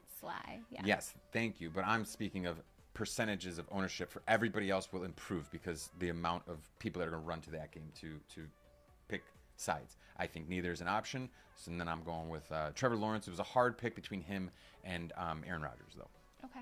Even though I think I thought of Fanduel being a hedge, that was going to be my hedge, my mock hedge. A hedge you can either do with your money lines and your what's nots, going and or even their lineups, whatever. But putting it on the screen counts as one for me, so I don't have to spend any money. Mm-hmm. And then I was going to hedge with Rodgers. I don't want anybody to think that I'm running away from my decision of the Jets winning that because Jets will still win that. Okay. I think that's all I got to really go over. Otherwise, I did take Stevenson that I mentioned before. I do believe Kamara's going to have a hell of a game.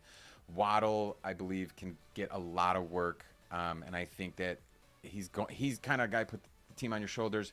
I like Waddle. I like Evans. Don't ask me why. Hayden Hurst should have a touchdown. Oh, I do have Lazard in there. Ah, crap. You do. Okay. No, I'm sticking with it. I've pretty much talked about all these players, so I guess no big surprises surprises here. Can you just recap real quick? Yeah. Stacked Josh Allen and Stephon Diggs together. It's a pretty expensive match, or pretty expensive stack, so that's why we're going to have some stars and scrubs on here. I'm all about Benjamin at $6,300. He's going to get pretty much the entire timeshare against a Seattle run D that cannot stop the run. We both love Ramondre Stevenson, which I think love, the Patriots. I don't know about love. But I mean, the Patriots, that's going to be their guy today, especially with Bailey Zappi at quarterback. Also on here, I can't afford Justin Jefferson, so I'm just going to pivot a little bit to Adam Thielen. I think that is going to be a higher. It's a trap! I also have, good luck with that one. I just want to say good luck. You have Mike Evans. I have Chris Godwin because I like Chris Godwin more than Mike Evans. That's more personal than anything. He's also like $900 cheaper, so come on. I've actually watched the games, though, and I know that Godwin's just not getting it. Okay. When he does, it's not good, and he's just like filler. And Evans is the guy. I want a touchdown. Evans is the guy. Everybody knows Evans is the guy. He's like the Cooper Kupp of that team, so that's why I picked him. Okay. So, yeah, that'll wrap up pretty nicely. Good luck to you. Thank you. I wish we could do like a... Should I finish mine since you told me to read off every player? I'm already moved on. I have Zach Ertz on there as well. In my flex position, I have Darrell Henderson since Cam Akers will not be playing. I didn't have a whole lot of money, so I'm trying to pick somebody who can catch passes in a game where I think there's going to be a little bit of short throws. Can I just finish really quickly? And then sticking to my conviction with Cincinnati D being $3,600. The graphic isn't up there, so I just did that by memory. Thanks, Mike. I would hope you remember that. Yeah. Okay.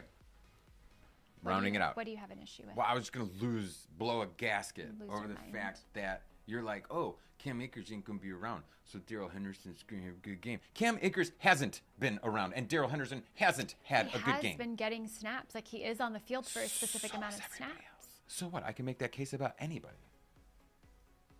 I don't know, man. We'll see. We will see. I wish there was like a little... because we're getting close to the end of time. He has like 5 more rants to do. So I don't. We're done. That's it. There's the close. Shutting that one down. Put that one up. I wish I just had like a little marker, like a telestrator, telecaster, so that I could go and show you what I think that those guys are going to get. Zach Ertz, negative 5 points. We don't have that technology in this house. We do. We don't? No, we don't. I'll do it on Canva and just lay it over. Absolutely not. Absolutely not. We will not do that. Anyways. Mike's art projects. Well, that's all we got for you. Yeah. We appreciate you guys coming in. Much appreciated. Thank you for your patience as we Yeah, sorry for started being just a late little today, bit but late you know this that we morning. do But we that finished up because we're nicely. trying You to. have plenty of time to absorb this advice and put it into your lineup. Yes, absolutely. All your bets and your lineups and your what's nots. We do focus on FanDuel, but I think starting next week I'm going to start throwing in some crazy prop betting and stuff like that. I see how much that garners a lot of interest on the interwebs. We love parlays. And I love parlays. We don't get to do them, which is really funny. We just came from Vegas where you could do it, but actually it wasn't that fun in Vegas because the casinos have a weird control Strict over way of like how you can parlay like player props. You couldn't do multiple player props. Yeah. So I really didn't do it over there. And then coming here in Florida, there's no sports betting. No sports betting whatsoever, which is just, it's awful. That's why I didn't even think of it when it came time to put the show and the graphics together. But now moving forward, I think that'll be really cool. It's an easy one. Something else to talk about. Just to take screenshots of like bets that you can mock up in your phone, and then people can have a lot of fun with that because it just dives a little bit deeper into if you do believe someone's going to score a touchdown. Some of these guys, take the anytime touchdown, make some money. Yeah. So we'll incorporate that. Anybody who has any ideas, anybody that wants to see more or see less of some things, yeah, let us know. We're all about let us know criticism. if anybody knows anybody that like, big time producer. And don't forget, we're on the Reddit Live version of this. So we are on the Reddit Live. To participate, you want to raise your hand. It's a big one. That's only until October 27th, though. I'm working on getting full access to that. Everyone's getting dropped off October 27th. This was like a beta tester. So we have just a couple more Sundays, maybe 2. Yeah. Yeah, 1. If that goes away, though, I will move the show back to RPAN, both. Perfect. In tandem. So don't be worried. I know you guys still are. See us. Yeah. Yeah. Otherwise, really appreciate you guys stopping by. Really appreciate you guys watching it again. If you guys are keeping track of our picks, hopefully you can see that we're no schlubs, and like we always said, if nothing else, you can watch and do the opposite. Go contrarian on us, and apparently, if you're so smart, you're gonna do great. Yeah, I don't need us anyways. I wouldn't have done it last week. You'd lose a ton of money, but Yeah. Keep coming by, keep subscribing, keep sending us messages. I love getting your messages talking about the show. It's great. You guys are just as much a part of this as anything. Happy hunting, good gambling. We'll see you next week. If you win the $300,000 on one of our lineups, you have to share it. You know that, right? I'll find your IP address and make sure that the cops know that you were watching my. Take it, win the money. I would love to share it with you. Otherwise, you guys have a great Sunday. Happy football. We'll see you next week. Wife, love you. Love you.